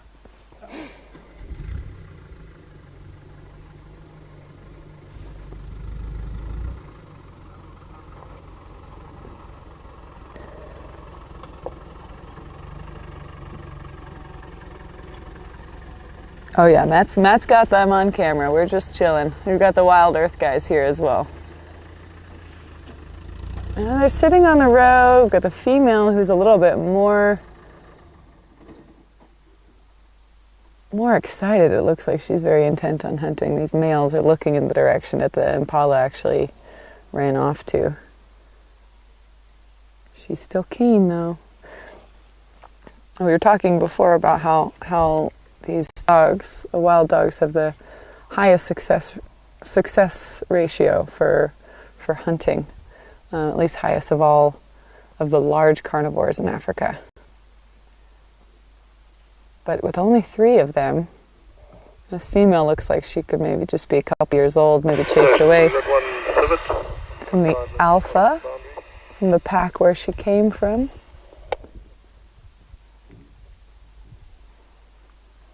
And she hasn't bred yet. You don't see any signs of nursing. So this next coming winter could be her first season. Oh, see, she's also marking, going right where that male just went as well.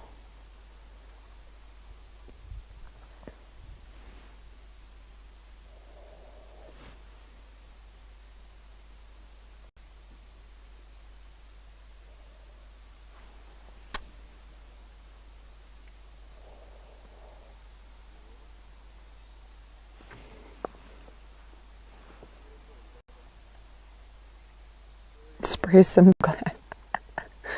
Kim Twister, you making me laugh. A running bear. Yes, American Guide. He turned around. The others are heading in the other direction, and this one's looking up from where they came from.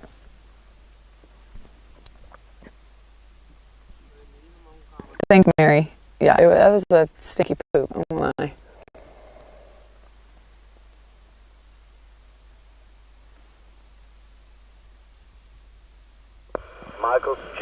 Michael to Joe.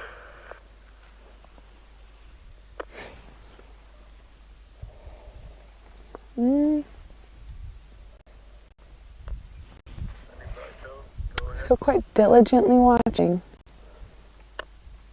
It's going to be a late moon. Because I believe we're on quarter moon at the time. Oh, here we go.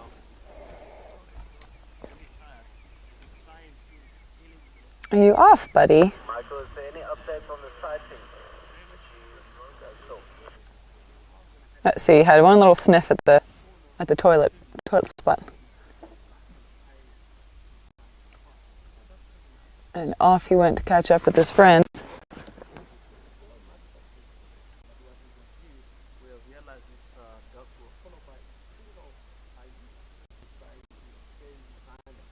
Shall we follow them for the last few minutes? Take that as a yes.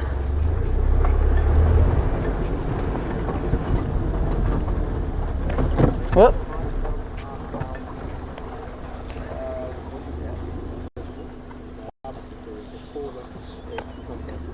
Got them there. See if we can hold them for the light.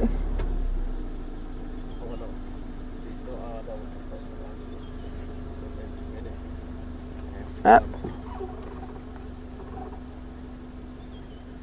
Definitely some more investigating going on there. Thank you, Michael.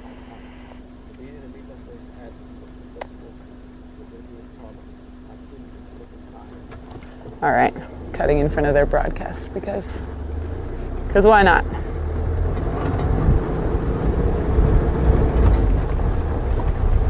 Again, no lights on, so you guys might lose the quality of your video just to see where they head off to, so we can let everybody know. Still plenty of light for them to hunt, but it's not going to be a very bright light when it comes to nocturnal viewing. Very late moon today, so even when the night sky is dark, these dogs are going to struggle to see. They need at least a little bit of light in order to see well. Yeah, they're just on the road ahead of us here. Making it easy for us now.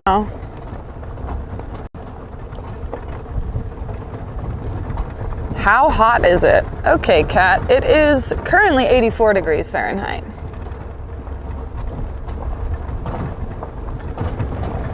Hey, dogs. They're pretty chilled at this point.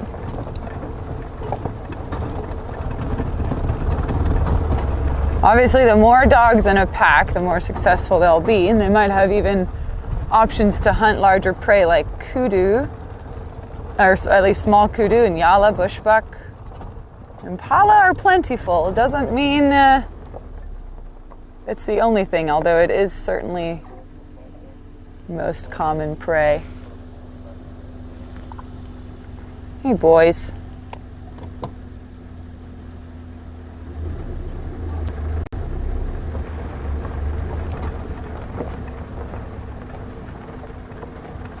Easy walking on the road. Yeah, I think we give a little light from the vehicle there. Maybe you can see them. But I'm actually going to let this other vehicle go past us just because I don't want to be the one putting lights on them. So we'll let them go, walk into the distance, and I can say that we had a successful evening. Huh? Go ahead. We're done, yeah. It's dark. Yeah, they're definitely wanting to put something on their dinner plate, so we'll leave them to it. Don't want to put them in the headlights for too long either.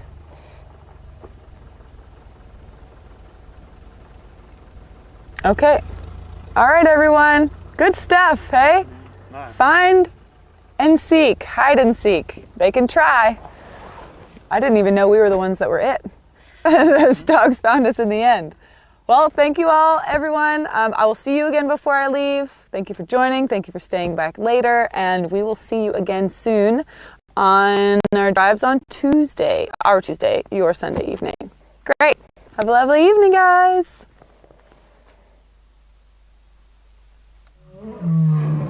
Mm.